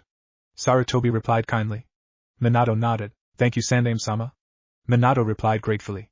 Then Minato and Tenshiko were gone. Itachi was watching the nurses and doctors to make sure they treated Naruto well. After all, he knew that Naruto was the Kyuubi's Jinchuriki. He saw them check Naruto's temperature. It's 42 degrees Celsius. One of the nurses exclaimed in horror. Itachi wanted to shake someone to do something for Naruto. He'd become quite fond of his little brother's friend. After all, the two spent so much time together that it was impossible to even think of them being apart. That and Itachi couldn't help viewing the boy like another little brother. That was when Kushina arrived with Sasuke. Not even 2 minutes later, Minato arrived with Tenshiko. Now that the Hokage was there, the doctors and nurses were working more efficiently on Naruto. 5 minutes later, Mikoto arrived with Kushina's clone, which Kushina dispelled. As soon as Mikoto arrived, a doctor felt fit to come over to the group and explain the situation. Hokage-sama, I'm afraid your son's appendix has ruptured. The doctor stated solemnly. What's that supposed to mean? Kushina yelled frantically. It means that we will obviously do our best to clear the ruptured appendix and its remains, but from the temperature that Naruto has, I'm afraid that the poisonous chemicals from the appendix have already caused an infection in the abdomen, and that your son has peritonitis. The doctor replied. What do you do about that? Minato asked angrily. As far as he was concerned, this doctor wasn't giving a straight answer. After all they wanted to know was whether or not Naruto would be alright. That means that we clear the infection using strong antibiotics, and clear any damage. After that we have to depend on Naruto's immune system to clear up the infection. I can't promise that your son will be alright, Hokage-sama. If I make such a promise, it wouldn't be fair, as people have died from appendicitis before. The doctor replied. How will you clear the appendix? Kushina asked. We will have to operate, Kushina-sama. It's the only way to remove the appendix. The doctor said gently. Kushina sat down in one of the chairs looking very afraid. Mikoto sat next to her friend and tried her best to comfort her. We will take him to theater now, and afterwards you can wait with him, Hokage-sama. The doctor said. He bowed to Minato and ran off. None of the group felt very optimistic. Sasuke stared as they wheeled Naruto out of one room and away down the corridor. Sasuke could see that Naruto was in agony. His blonde friend was barely conscious and yet still seemed to be writhing around and groaning in pain. Sasuke made a silent prayer then. Just for Naruto to be alright. The next morning, the group had spent the night in Naruto's hospital room. It had taken a while, but Naruto had been returned. Sasuke had been almost afraid that the blonde had died in theater, he looked so pale. But the doctors assured them that they had removed the burst appendix, cleaned all the poisonous fluid that had gone into Naruto's system. However, Naruto was attached to various wires and drips. Some were letting out poison, some were bringing in good fluid, some were cleaning Naruto's bloodstream. But that morning, when Sasuke sat on Naruto's bed next to him, Naruto opened his eyes. What happened, Sasuke? Naruto stuttered out weakly. Well, your mom and your cousin found you lying on the floor in your room. Itachi took you to the hospital. The doctor said you had a ruptured. Sasuke was cut off by Naruto. Appendix? Naruto quipped. You knew this was going to happen? Sasuke asked. No. I thought you only got it once. Naruto said sleepily. Dobe, you're a kid here. That means you still had an appendix. Sasuke stated quietly. After all the other occupants of the room were asleep, and neither boy wanted them to hear what they were discussing. Yeah, I guess. I just didn't think about it really. I mean, I didn't know what was happening today until I heard the doctors all talking around me. Naruto said softly. Naruto? Sasuke questioned. Yes, Sasuke? Naruto replied. This happened yesterday. You just woke up after an operation to remove your burst appendix. Sasuke quipped. Naruto blinked. Then he glared at the window. I'm gonna be stuck here for 3 weeks now. Naruto stated irritably. Then he looked at Sasuke with wide eyes. Our plan is screwed. How are we supposed to watch out for Hinata if I'm stuck in the hospital? Naruto asked. We're not. I am. You'll just have to rest, Dobe. After all, you just survived a life-threatening experience. Sasuke replied. Naruto pouted irritably. That day the whole village seemed to be getting ready for a festival. Sasuke glared irritably at the idea that the whole village was celebrating a cloud ninja who was about ready to betray them anyway. Naruto had told Sasuke about Niji's story a while ago. Sasuke and Naruto had decided against jumping in to befriend Hinata. It would seem too odd if they happened to just allow someone else into their inner circle. They hadn't even included Sakura yet. Both boys wanted to try and keep things close to the timeline without too much damage. However, both boys had spoken to Hinata. They had also spoken to Sakura during the time they'd been at the academy. However, Naruto was not a little boy with a crush on her anymore, and Sasuke was no longer the little boy who had to best his older brother. Both boys knew a lot more about how to get information now. Sasuke walked toward the Hokage Tower. From what Naruto had told Sasuke, the treaty needed to be signed before Cloud Ninja tried to kidnap Hinata, which would happen that evening. The treaty had apparently been signed in the afternoon. He walked into the Hokage Tower, and was met by his mother. What are you doing here, Sasuke? Mikoto asked her son. I just wanted to see the treaty. There'll be peace between the Cloud Village and our village, right, mother? Sasuke replied. He had to deliberately play dumb, of course. His mother was only too glad to take him into the room to see what was happening. Sasuke got a good look at the Cloud Ninja. The Cloud Ninja, in turn, seemed to have taken a good look at him, also. Who is this young man? The Cloud Ninja asked Minato. This is Sasuke. He's my son's best friend. Minato asked. Sasuke took notice that the fourth Hokage seemed to be cautious with his words. Oh, and where's your son then, Hokage-sama? After all, best friends aren't usually seen without each other? The Cloud Ninja quipped. My son became ill yesterday. He's still recovering. Minato didn't miss a beat. Sasuke took note that Minato hadn't mentioned whether Naruto was in a hospital or at home. No real details were given. They're both a lot smarter than we're giving them credit for. Sasuke thought to himself as he measured up the Cloud Ninja mentally. That night, Sasuke was sat outside the Hyuga compound, waiting for the Cloud Ninja to appear. He felt that something wasn't quite right. Something made him feel more on edge than usual. Sasuke had snuck out of his room at home and he knew that his brother's team had been assigned a mission that afternoon. He also knew that Minato had not wanted to send them, but Naruto had insisted that Itachi and Tenshiko get to have a good mission.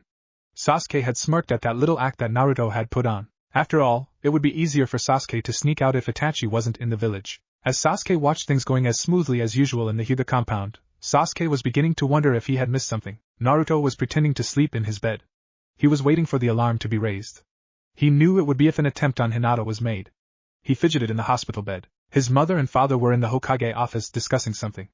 That was when he felt a different chakra enter his room. This wasn't the chakra of any of the nurses. Naruto knew that much. He opened his eyes wide as he saw someone wearing a balaclava over their head. Naruto leapt out of the bed as the stranger made to silence him. Naruto's reflexes were still not as good as they had been before the time leap. He was still in a child's body, and he was still not fully recovered from the appendicitis. Because of this, he found that he'd been grabbed before he could even make a bid for escape. Mikoto walked over to the hospital. She bumped into Hizashi Hyuga on her way. Hizashi-san. How are you? Mikoto asked kindly. I'm quite well, thank you, Mikoto-san. I've been put on guard duty today. Hizashi replied. I'm looking for my sneaky 7-year-old son. Mikoto stated. Hizashi almost laughed. Most sons start thinking for themselves when they reach a certain age. Hizashi stated. Mikoto nodded her agreement. The pair had been on a genin team together, along with Fugaku. They walked into the hospital and Mikoto walked up to Naruto's room. You think your son will be here? Hizashi asked. Yes. He and Naruto are best friends. They don't like being separated for too long.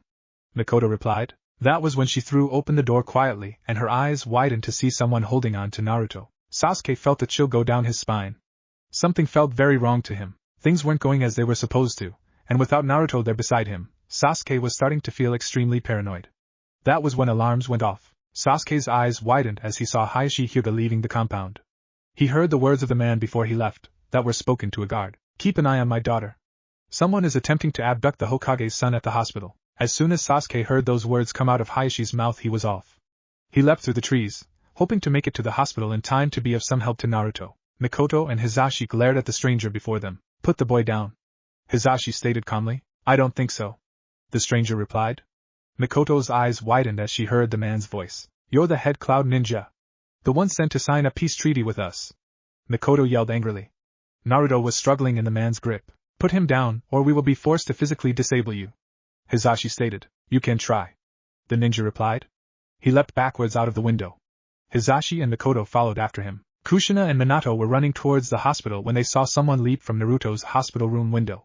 They saw Mikoto and Hizashi leaping out after him. Before the person got far, he was cornered by Hizashi and Mikoto, and before the man could move, Hizashi delivered a killer blow. Sasuke felt his heart plummet into his stomach as he saw the dead cloud ninja drop to the ground. Naruto was caught by his mother, and Kushina and Minato were already at his side. Sasuke's mother handed Naruto over to Kushina, who seemed to be rather upset. Naruto looked confused and both boys knew that they had no chance of saving Hizashi Hyuga's life now. Chapter 8. The event that couldn't be avoided. Minato was furious. He sat across from a representative of Cloud and felt his anger rise. You're telling me that you want the death of one of my shinobi because yours was killed? Minato questioned angrily. The representative nodded. It is only fair that we have justice. You signed a peace treaty with us, and then killed the one who signed it. The representative stated. He snuck into our village hospital and attempted to kidnap my son. Minato stated. Who told you that? The representative asked. My son told me that. Minato yelled. Minato glared fiercely at the representative. Nonetheless, he was the head of our forces, and you killed him. We demand that his killer be killed in kind, and brought to our borders so we can see that the deed has been done. The representative stated. If we refuse? Minato asked angrily. Then Cloud will have no choice but to take its own brand of revenge. The representative replied. Naruto and Sasuke were sat in Sasuke's room. If I told you I was gonna get sick, then this might not have happened. Naruto said sadly. Naruto, we had no way of knowing that they might want to steal you instead of Hinata. Sasuke said sadly. I don't even know why they would want me. I mean, Hinata has Byakugan and you have Sharingan. Naruto trailed off. It could be because you're a Jinchuriki. Sasuke quipped. That was when the pair heard talking coming from the living room. It's my mother and yours. Sasuke stated. Let's go and see what they're talking about. We might learn some more about why they wanted me. Or even what's going on now. Naruto quipped. Sasuke nodded his agreement, and the pair snuck down the stairs expertly, and listened just outside the kitchen door. How is everything going? I heard that a representative from Cloud was in the village. Mikoto asked Kushina. Kushina sighed. It doesn't look like they're going to back down. Minato seems just about ready to go to war. He doesn't want to hand over Hisashi for slaughter. It's not right. They won't even acknowledge the fact that their ninja tried to kidnap our son. Kushina replied. Mikoto licked her lips nervously for a moment, then asked the question. Why did they want Naruto so badly? I mean, I know he's your son. I'm not saying that he isn't special. It's just Mikoto trailed off. Why take him when they could snatch someone with a Kekkai Genkai? Kushina questioned back.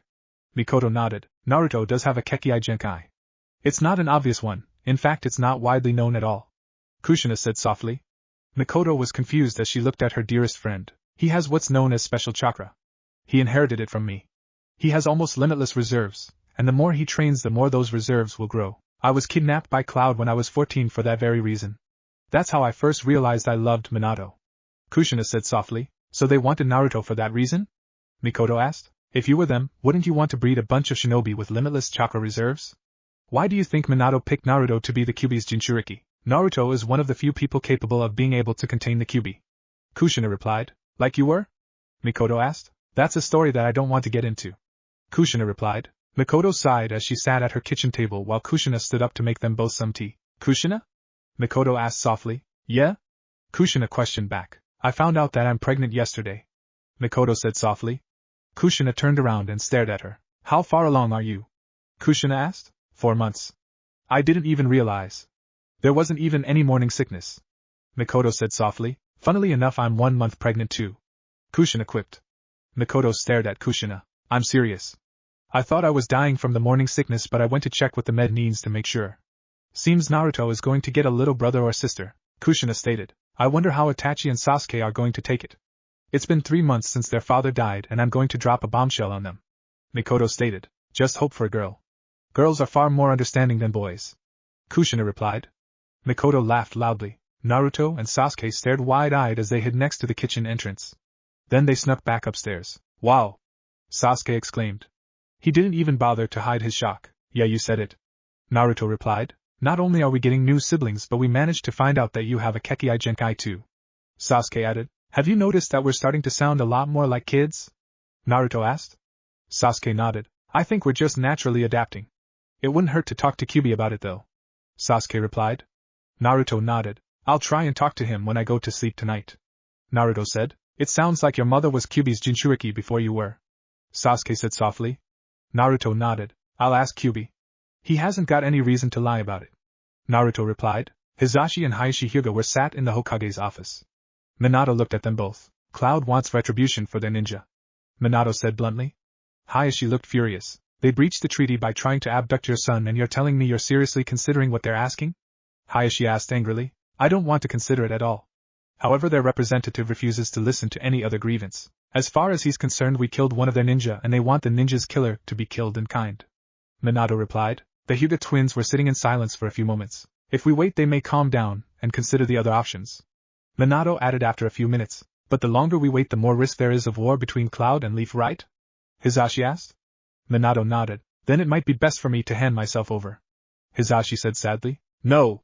I refuse to hand over one of my ninja for the sake of a treaty that they obviously intended to break as soon as they signed it. Minato exclaimed. Hayashi nodded. There is no way that I will hand over my twin brother for execution. Hayashi added. Then what will we do? Hisashi asked. Neither man knew how to answer that question. Naruto and Sasuke had snuck out to walk around the village and found themselves in the park. They took note of a stranger who was watching other children playing. Naruto took note of Neji, who was pushing Hinata on a swing. Hinata's mother was watching over them as she held on to little Hanabi. Kiba, Shikamaru and Shuji were racing around playing. Sakura and Ino were collecting flowers. Sasuke and Naruto glared at the stranger. They knew he was the representative from Cloud. However, they had their own plan. They walked over to the representative, both putting on faces of childish curiosity. Hi, mister! Naruto exclaimed cheerfully. Hi! Sasuke stated much more softly. The Cloud representative had decided to sit in the park and await the Hokage's choice. After all, he knew that if he went back to Cloud without Hisashi Hyuga's head, or the man himself to be executed, then there would be war. He'd known of the plan to abduct the Hokage's son from the very beginning. Most of the council had known. Of course, nobody had thought that their head ninja could fail, but he had failed. Now the representative was there to make sure that they got something out of the failure. What he didn't expect was to see 2 children come up to him. Hi, mister! A blonde boy exclaimed loudly. The representative blinked at the curious child. Hi! A dark-haired boy also said softly. What is it that you want, children? The representative asked. We're just curious. the blonde child stated. Yet you're not from around here. The dark-haired child added. What's your name? I'm Naruto Uzumaki Namikaze and this is Sasuke Uchiha. The blonde child asked, introducing himself and his friend. The representative looked at the two children, wondering whether or not he should introduce himself. He was also wondering where he had heard the name Namikaze before. Come on, mister. It's rude to not give your name if someone else gave their name first. Naruto exclaimed loudly. The male felt his lips twitching into the beginnings of a smile, but suppressed it quickly. I am Riki. The representative decided to tell them. It was his first name, but it didn't tell them where he was from. The blonde, Naruto, gave him a wide grin. My dad is the best shinobi ever. What does your dad do, Riki? Naruto asked. Riki looked at the boy curiously, and the child's big eyes stared back at him. My mom is a kunoichi. The dark-haired child, Sasuke, added. My father was a shinobi. He died a long time ago. Riki answered. Somehow the two children's big eyes and endearing expressions were pulling him in. That's sad. My cousin, Tenshiko, she lost her mom and dad when she was a baby. My mom said they were shinobi on a mission and something bad happened to them, and they died. So now Tenshiko lives with us. Naruto said sadly. Riki was confused as to how the children of this village could seem so innocent. We're friends now. Right, Riki? Naruto asked. I supposed we are. Riki replied, meaning to humor the innocent child, who couldn't be more than 8 years old. Well, 3 weeks ago something really bad happened to me. Naruto said sadly. Sasuke looked at Naruto, and Naruto made a hand signal behind his back. Sasuke knew what that meant, even though Naruto never used the same gesture. Go with it, Sasuke, I have a plan. That's what it always meant. So Sasuke decided to go with it. After all, when did Naruto's plans ever really fail on them? Except when they tried to get Kakashi's mask off, but that was an exception to the rule. Riki wasn't sure what made him ask, but he did. What happened to you then? Riki questioned gently. Well, my stomach was hurting real bad and I had to go to hospital. Itachi Aniki took me. He's Sasuke's Aniki, but I call him Aniki too. Naruto exclaimed. Yeah, it was so scary because me and my Aniki went to pick up Naruto so we could both go to the academy together, and Naruto was really sick. Sasuke joined in. They sounded genuinely frightened by the experience, and when I got there they had to make me go to sleep and Mom told me they had to cut open my stomach and take out my appendix because it bursted. Naruto exclaimed. Yeah. Naruto even has a scar. Sasuke said excitedly. Wanna see my scar, Riki? Naruto asked cutely. His big blue eyes looked up at the man cutely. I'm sure, I guess. Riki said blankly. Naruto lifted up his shirt and presented a nice scar to the cloud representative. Isn't it cool? Mom said it might go away when I get bigger. But it's so awesome. Naruto exclaimed. Riki gave the boy a tiny smile. Hey, tell him what happened that night, Naruto. Sasuke stated. Riki was confused then. What happened then? Riki asked.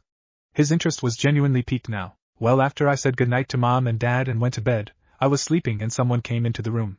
He was mean and he had kunais, so he must have been a ninja. I didn't see his face. Naruto said.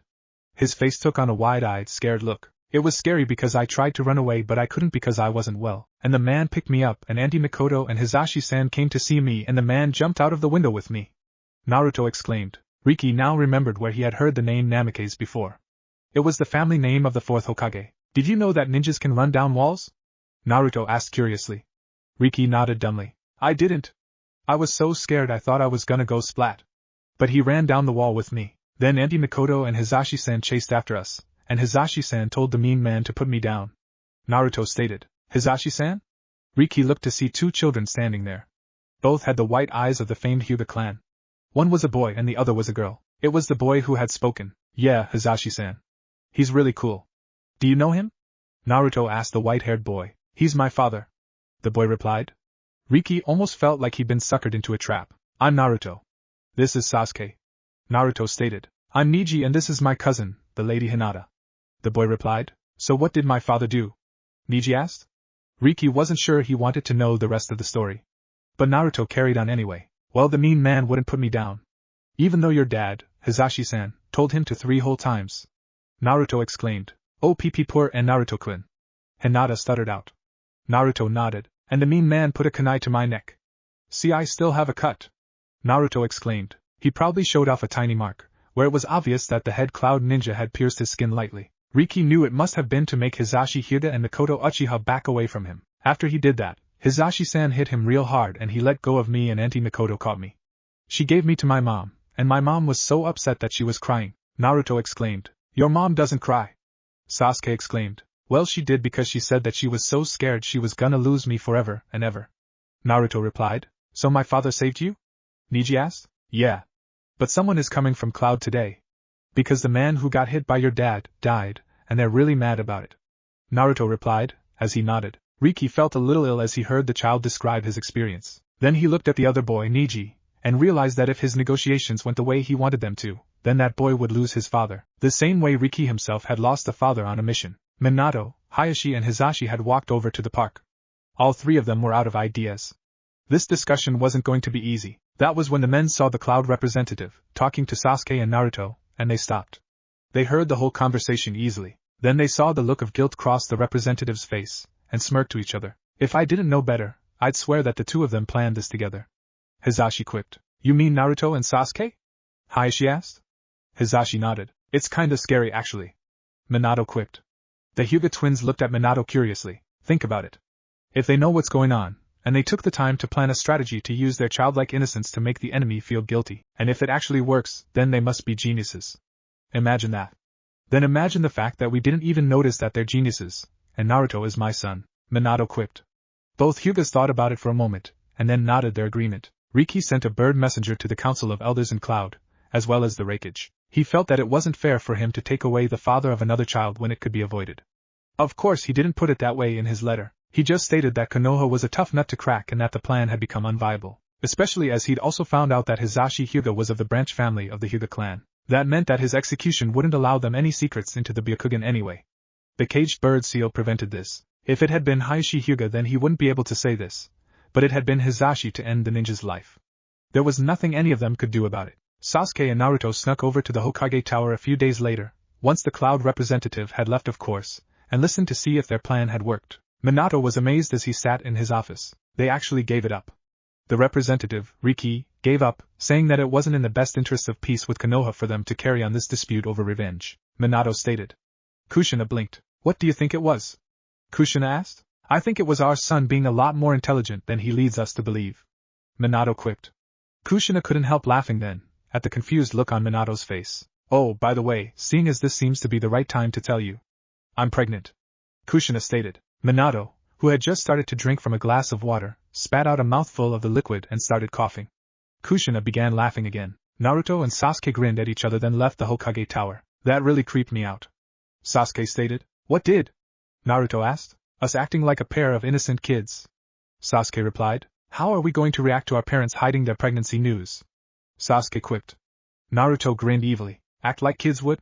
Naruto questioned back. If you can handle pretending to be innocent for a little while. Naruto added. Sasuke smirked evilly as he caught on to Naruto's idea. That evening, while Itachi and Sasuke were sat at the dinner table with their mother, Mikoto decided to make an announcement. Boys, there is something I have to tell you. Mikoto started. Both Sasuke and Itachi looked at Mikoto, waiting for her to carry on. I went to see a medic Nin for a checkup. I was hoping to go back on duty as a kunoichi of Konoha. But they told me that I'm pregnant. Mikoto finished. Itachi and Sasuke stared. What does pregnant mean? Sasuke asked. His big eyes were looking at Mikoto innocently. It means that mother is going to have a baby. Itachi replied before Mikoto needed to answer. Sasuke looked at Itachi quizzically. But I thought there had to be a mother and a father for a baby to come? Sasuke asked cutely. There does. You see, this happened before your father died, Sasuke. Mikoto replied. How comes you didn't know until now then? Sasuke asked. Mikoto and Itachi both sighed. Kushina and Minato were sat with Tenshiko and Naruto at the dinner table. Naruto, Tenshiko, we have something to tell you. Minato started. What is it, Mom? Naruto asked cutely. Well, you're going to have a new brother or sister. Kushina replied. Naruto cocked his head to one side. How comes? Naruto asked. Tenshiko tried not to giggle into her food. Well, because there are things that happen between a mom and a dad that sometimes makes babies in a mom's stomach. Minato replied. What things? Naruto asked.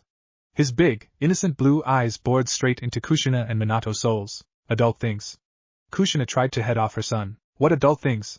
Naruto asked. Things that are hard for you to understand, Naruto. But you will when you get older.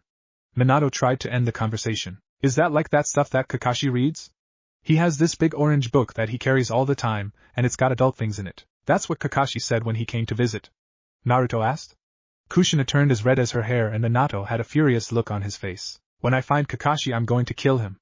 Minato hissed. Somewhere, on a mission in Suna, Kakashi Hatake sneezed loudly. Then he shrugged and carried on reading his Aika Aika Paradise book. Why would you want to kill Kakashi? Naruto asked. Tenshiko was outright laughing now. For special reasons, Naruto. Minato replied. Am I getting a brother or a sister? Naruto asked Kushina. I don't know yet. Kushina replied. How comes? Naruto asked.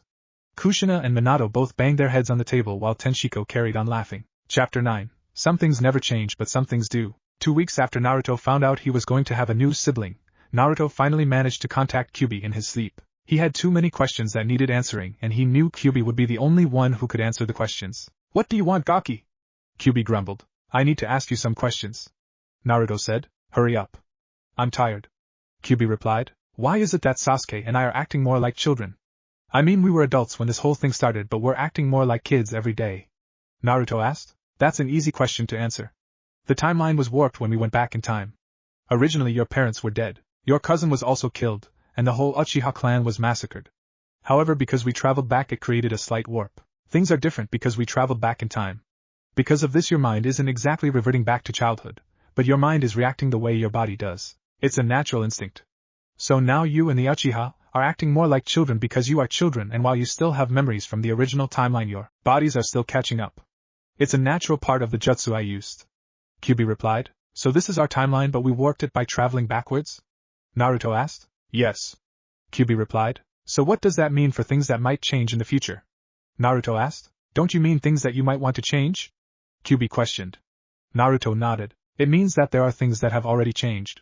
Such as, with your father still alive, there will be no need to go and find your beloved Tsunade Bachan. Unless of course you find a reason. There are things you will have to do to change things to your needs. Of course there are things you will not be able to change no matter how hard you try. Kyuubi answered. Like what? Naruto asked. He was almost afraid of what he might hear. Like the invasion by Suna and Oto. Kyuubi replied. Or the death of the third Hokage. Kyuubi added. Naruto glared. I know how it happened, so I can stop it. Naruto stated. I don't believe so, but if you think you can change it, then you are welcome to try. Kyuubi quipped. Naruto pouted for a second before he asked another question. Was my mom your host before I was? Naruto asked. I never thought I would hear you ask that question. Kyuubi stated. Just answer the question, furball. Naruto shot out. Kyuubi sighed. Yes, she was. Kyuubi answered. How did you manage to leave her body and try to destroy Konoha then? Naruto asked. That might be a story best left for another time. Kyuubi replied. Before Naruto could argue, he found himself awake in his bed, hearing someone knocking on his door. Naruto glared to himself slightly before he got out of bed and answered the door to Tenshiko, who told him to come down for breakfast. July. Naruto was staring at the little blue envelope in his hand. Sasuke was next to him. It's a birthday party, Naruto. Mentally we're both too old for it, but parents always want to give their kids birthday parties. Sasuke stated. It was Sasuke's birthday in a week and Naruto had already explained what Kyuubi had told him before. I know. It's just Naruto trailed off. No one had ever invited Naruto to a birthday party in their timeline. Don't worry about it, Naruto. Just be yourself. I don't want you to act differently. Sasuke quipped. He could tell what Naruto was thinking without even having to ask him. Naruto nodded. Okay, Sasuke. It's just Naruto trailed off again. Weird? Sasuke asked. Naruto nodded and both boys smiled.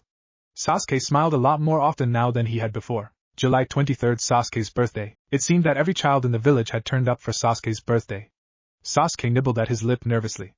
Naruto wasn't there yet. The only reason Sasuke had even carried on with this was so Naruto could experience what it was like to actually come to a birthday party. That was when Naruto arrived, with Kushina holding on to his hand.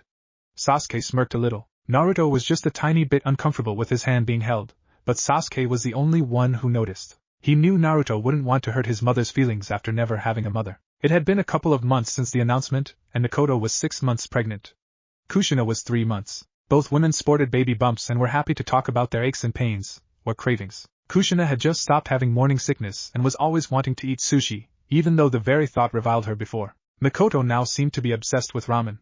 Usually chicken or pork ramen. Now the two women greeted each other, and Naruto handed Sasuke a small present. I know you don't want toys or need training equipment. I figured that you might want something else instead. Naruto whispered. Sasuke opened a little parcel and found a small Uchiha fan pendant on a piece of thick, black cord. It's special. My dad was telling me about the rocks around the mouth of the Nakano River. They say if you channel chakra into them, then someone holding another part of the rock can feel your chakra. Dad said a lot of shinobi used it during the first Great Shinobi War to tell their comrades that they were in danger. Naruto said softly. So how did you find one that looked like the Uchiha fan? Sasuke asked. I made it look like that. I used Rasengan to carve it. Naruto whispered proudly. Sasuke grinned. So where's your one then? Sasuke asked. Naruto grinned and tugged at a black cord around his neck, pulling out a small carving of a swirl in a circle. Sasuke couldn't help smiling. They'd found out that the swirl on all of Naruto's clothing was Kushina's family crest. Just at that moment, a woman came over to stand in front of Mikoto. Her son was stood off to the side. She took special care to avoid Naruto and spoke to Mikoto. "I'm sorry, Mikoto-san, but we have to leave," the woman said coldly. Mikoto gave the woman a strange look. "Really? I thought you said that Hano was excited about this and that you wanted to make sure you arrived here on time, Sally?" Mikoto stated blandly. "That was before we knew you had a demon coming to your home," Sally hissed. Kushina clenched her fists, angrily. "What demon might you be talking about, Sally?" Kushina hissed. "We all know the truth about that brat of yours, Kushina. The fourth Hokage turned the fox into a baby. Why you chose to raise it is beyond me. It could be something to do with your own history, huh?" Sally stated coldly. Naruto and Sasuke could see that Kushina was shaking with rage. Naruto ran over to his mother and took hold of her hand. "Mom? What's wrong?" Naruto asked. He knew what was wrong, but he needed to act innocent in the hope of calming his pregnant mother down. Kushina picked up Naruto and held him tightly, hugging him as she calmed down. "Nothing's wrong, sweetie. Nothing is wrong at all. It's okay, Naruto. Go and play with Sasuke, okay?" Kushina said softly. Naruto nodded and Kushina put him down. Naruto went back over to stand with Sasuke. Both boys were watching out of the corner of one of their eyes as they pretended to talk about nonsense. Kushina looked at Sally hatefully. "Naruto is a little boy. He is not a demon. If you weren't so brain dead, maybe you'd be able to figure that out," Kushina hissed out. Sally smirked. "You would say that, wouldn't you? Like mother, like son, right?" Sally stated. Kushina raised a fist, and before anyone could say a single word she had punched the woman square in the face. Sally went flying and the other guests stared in shock as the woman wobbled about unsteadily after she managed to pick herself up. Kushina had a cold look on her face as she glared at the wobbling woman. "If you ever speak about myself or my son like that again, I promise you that you'll get worse from me. That goes for anyone else who thinks it's alright to talk badly about my child," Kushina stated fiercely. Naruto and Sasuke stared in awe. After all, they didn't usually see Kushina get mad. "And you're going to let her talk to your guest like that?" Sally asked Mikoto. "As a matter of fact, Kushina is my guest too. By my invitation, and Naruto is Sasuke's best friend. If anyone has a problem with Naruto or Kushina being here, then feel free to leave right now," Mikoto stated. A few mothers grabbed hold of their children and left. One such mother was Ino's, and Ino looked sadly at Naruto and Sasuke as she was led away. Kiba, Shikamaru, Chuji, Shino, Lee, Niji, Ten Sakura and Hinata were still there. Niji and Hinata had been brought by Hisashi, and neither of the Hyuga twins had felt that Naruto was a danger to their children. It seemed that quite a few parents actually didn't think Naruto was evil.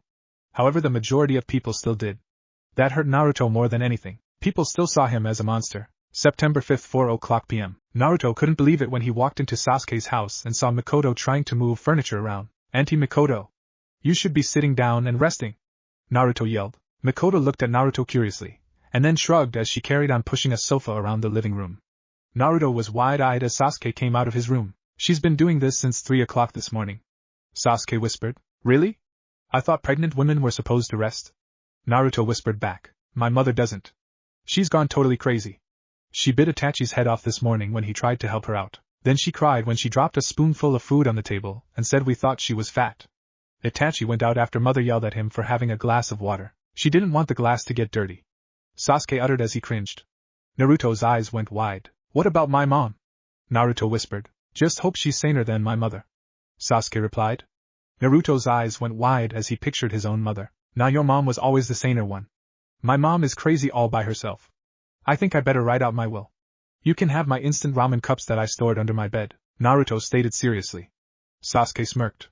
That was when there was a knock at the door. Sasuke went to answer it, but Mikoto practically ran to the door. People didn't usually knock if they knew Mikoto well, like Naruto, who would just usually walk in. However, when Mikoto opened the door and saw Tenshiko standing there, the woman almost threw a fit. "Tenshiko, you know you don't have to knock," Mikoto yelled. Tenshiko put her hands over her ears and nodded. Then Mikoto started crying. "I'm sorry, Tenshiko-chan. I'm so sorry I yelled at you. I didn't mean it," Mikoto wailed as she hugged Tenshiko tightly. Tenshiko just nodded and allowed herself to be squashed for a few moments. "Auntie Mikoto? Is Naruto here?" Tenshiko asked. Mikoto nodded. "What's wrong?" Mikoto asked seriously. "Auntie Kushina went into labor," Tenshiko said softly. Mikoto's eyes started welling up again. "Oh no! The baby's early. I have to go and see how she's doing," Mikoto wailed. That was when there was a splash of water, and Tenshiko, Sasuke and Naruto all stared in horror. "Oh no," Mikoto said softly. "Oh Kami!" Tenshiko exclaimed. Oh great. Both boys stated sarcastically. That was when things started to get hectic. 15 minutes and 37 seconds later, Naruto and Sasuke walked with Mikoto into the hospital. Tenshiko had gone to find Itachi, wherever the teen had gotten to after Mikoto had screamed at him this morning, and both boys were quite nervous. Minato was sat in the waiting room while Kushina was being checked over and saw the boys come in. Oh no! Minato exclaimed. What's that supposed to mean, Minato? Mikoto yelled. Then, as seemed to be normal for Mikoto, her eyes welled up with tears and she started crying. I'm sorry, Minato. I always seem to be yelling. Mikoto wailed.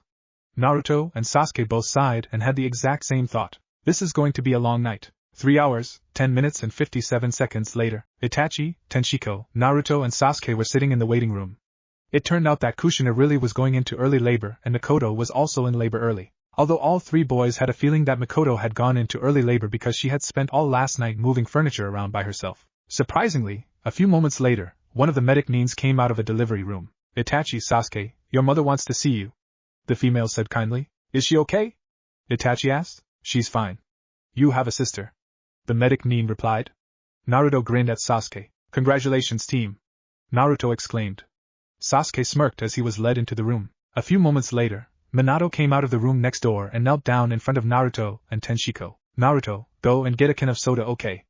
Minato said softly. Naruto nodded and took the change that his father had given him for the vending machine. He waited around the corner to hear what his father was going to say to Tenshiko. What's wrong with Auntie Kushina, Uncle Minato? Tenshiko asked. The baby's too early. They're worried that it's not able to breathe right, and your aunt isn't very well. They want to perform a cesarean to get the baby out safely, Minato replied. Is Auntie Kushina okay with that? Tenshiko asked.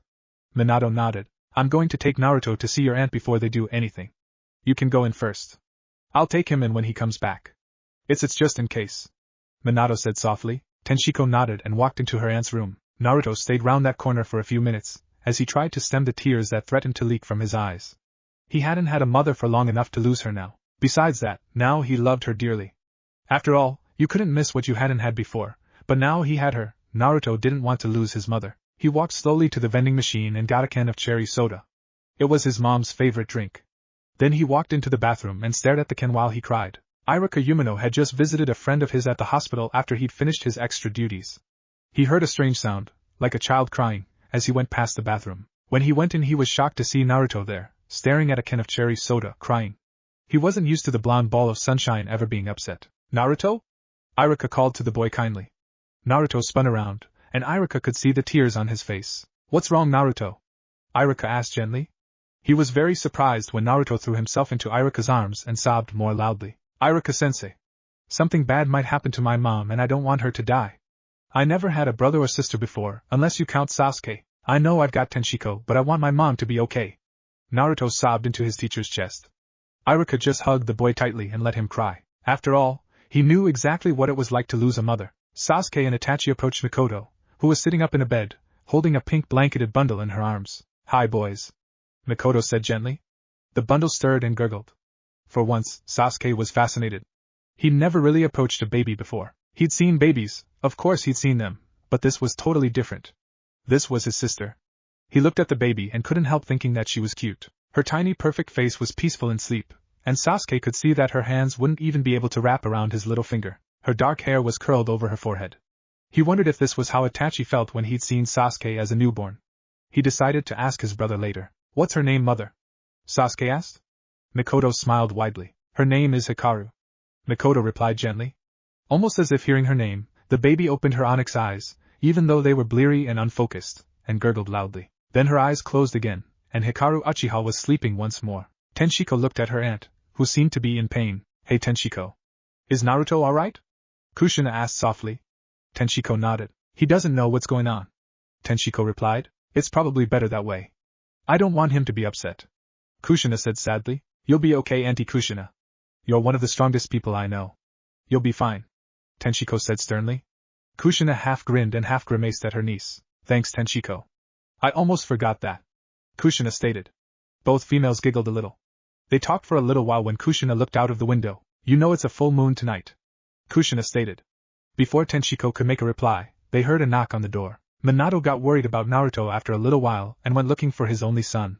He found him rather quickly. He was surprised to see Naruto hugging his teacher and crying for all he was worth. Iruka saw him first and gave the young boy a nudge. Naruto looked up to see his father and wiped away the traces of his tears. "What's wrong, Naruto?" Minato asked kindly. "I heard you and Tenshiko-chan talking." Naruto replied softly. Minato nodded. He looked at Iruka, who'd stood up. "Thanks, Iruka-san," Minato said softly before the Chunin made to leave. Iruka nodded his understanding and looked at Naruto. "I'll see you on Monday, right, Naruto?" Iruka said kindly. Naruto nodded vigorously. "Thanks, Iruka-sensei," Naruto said softly. Iruka nodded and ruffled the boy's blonde spikes before he left. "Naruto, you don't ever have to be afraid to cry in front of me," Minato said softly. Naruto nodded. "I know, Dad. I didn't want you to be upset," Naruto replied. Minato picked Naruto up, along with the can of cherry soda. "I didn't think you liked cherry soda," Minato stated.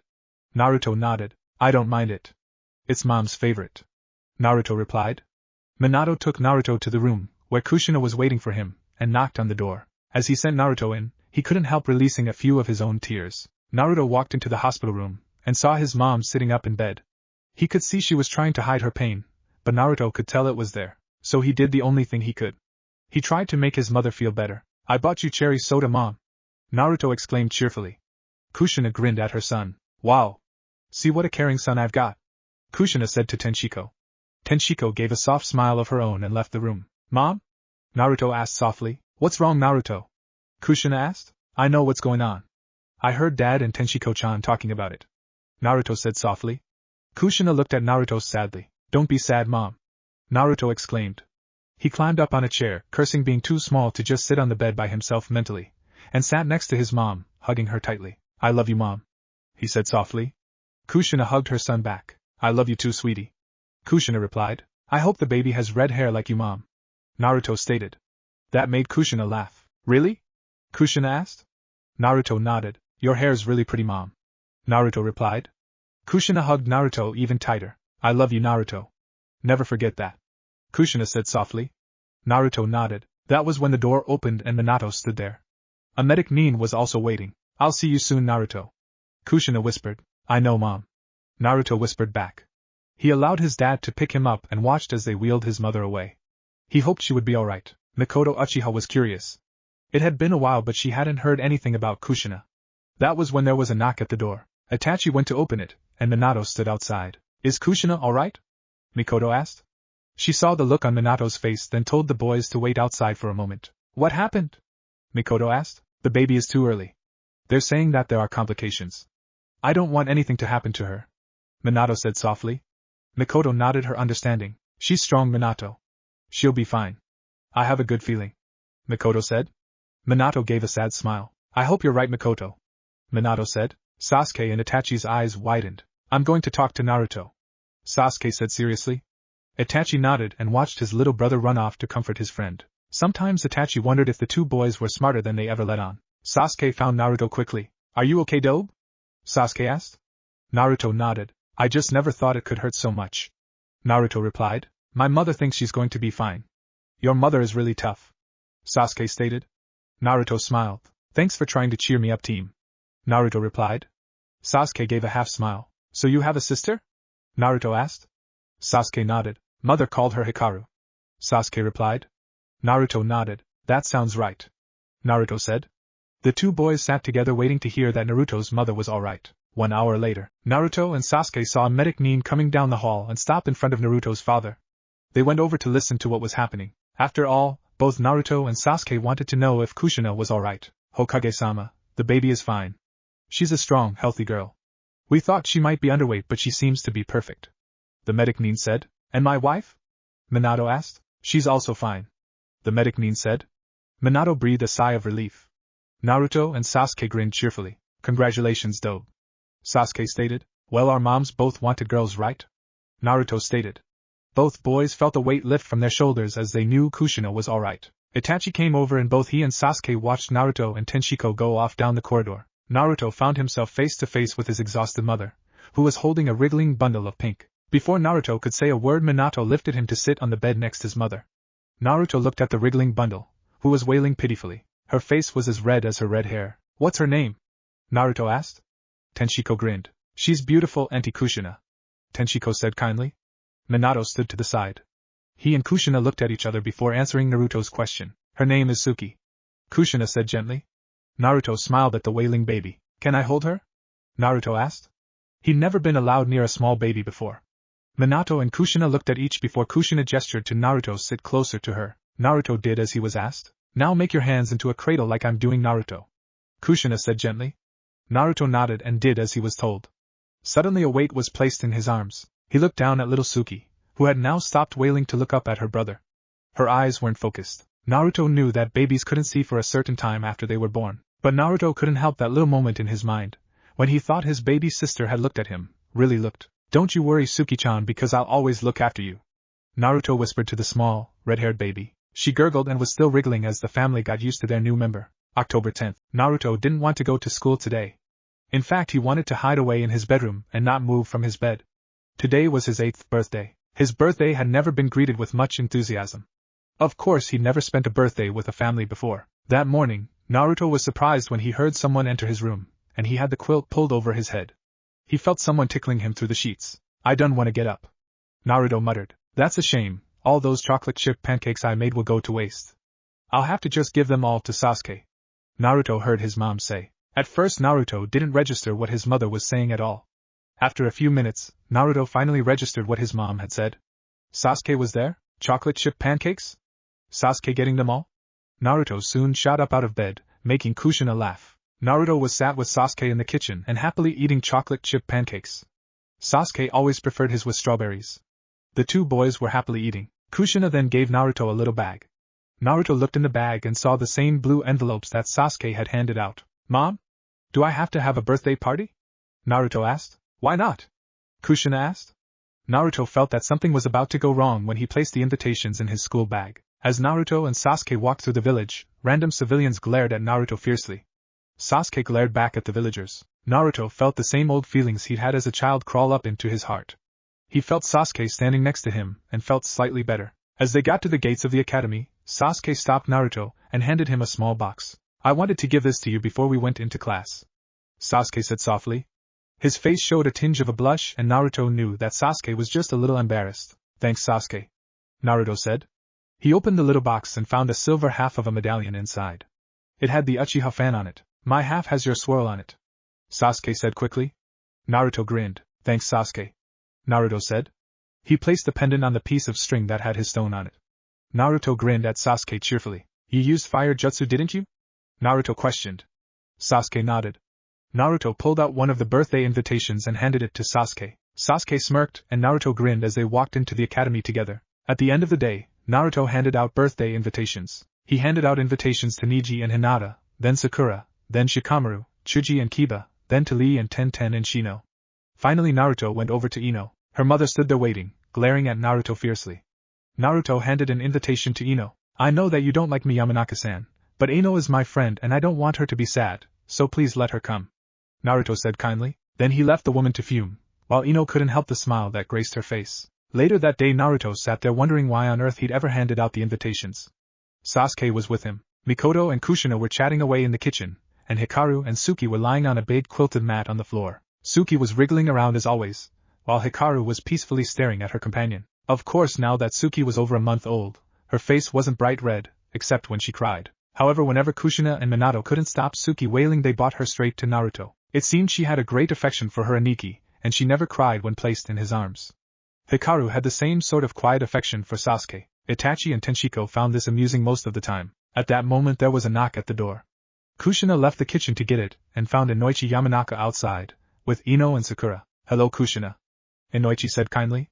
Ino and Sakura both ran inside to say hello to Naruto. Naruto was amazed that Ino was there. He concentrated for a few moments to listen to what Inoichi was saying. I'm sorry that my wife seems to be so ignorant of Naruto. She lost her parents when Kyuubi attacked the village. But I insisted on bringing Ino to Naruto's birthday. She and Sakura really seemed to like him and Sasuke, Inoichi told Kushina. This made Kushina and Mikoto grin. 3 hours later, everyone Naruto had invited had turned up. Even his beloved Irika-sensei. Naruto had never outgrown the bond that he'd always shared with Irika. Minato and Kushina were both wondering when Naruto created such a huge bond with the Chunin Academy teacher. Irika-sensei, look at what Mom made! Naruto exclaimed loudly, and showed his teacher a pot of ramen. Iruka couldn't help grinning at the boy and ruffling his hair. He really seems to get on with Iruka-san, Kushina said to her husband. Minato nodded. Maybe it's just me, but sometimes Naruto acts like Iruka is a second father or something. Minato quipped. Nah, more like a big brother, Kushina stated. Both parents were happy to see that at least one of Naruto's teachers could stand him. Kiba and Naruto started bickering, and Sasuke soon stepped in, not allowing the boys to come to blows. Mikoto and Kushina thought that was extremely cute. Sakura, Ino, Hinata and Tenten were all talking about normal things, and also trying to drag Naruto over to play with them. Hinata wasn't so shy around Naruto anymore. After the whole Cloud Ninja incident, Niji seemed to actually like Naruto, for speaking well about his father. Hinata was usually found with Niji, who would protect her without any complaint. Naruto and Sasuke talked to some of their classmates now, mostly their old rookie friends, so Hinata had lost her shyness, after realizing that Naruto wasn't going to stop talking to her because she was shy. Kushina pulled out the birthday cake and Minato lit the candles for Naruto. Even though mentally, both Naruto and Sasuke were too old for candles on a cake, they both played along. Although Naruto, after everyone had sung happy birthday, couldn't help making a wish as he blew out his candles. He wished that Suki and Hikaru would always be able to remain friends. That moment was when everything started to go wrong. The door was yanked open, and there stood Ino's mother, fuming. Ino hid behind Sakura and hoped that she wouldn't notice her. Ino wasn't that lucky. Ino! Come here now! Her mother called her, and Ino did as she was told, looking at everyone else sadly. Is there a problem? Minato asked sternly. Ino's mother glared fiercely at the floor. No one would dare to glare at the fourth Hokage. My daughter is here without my permission.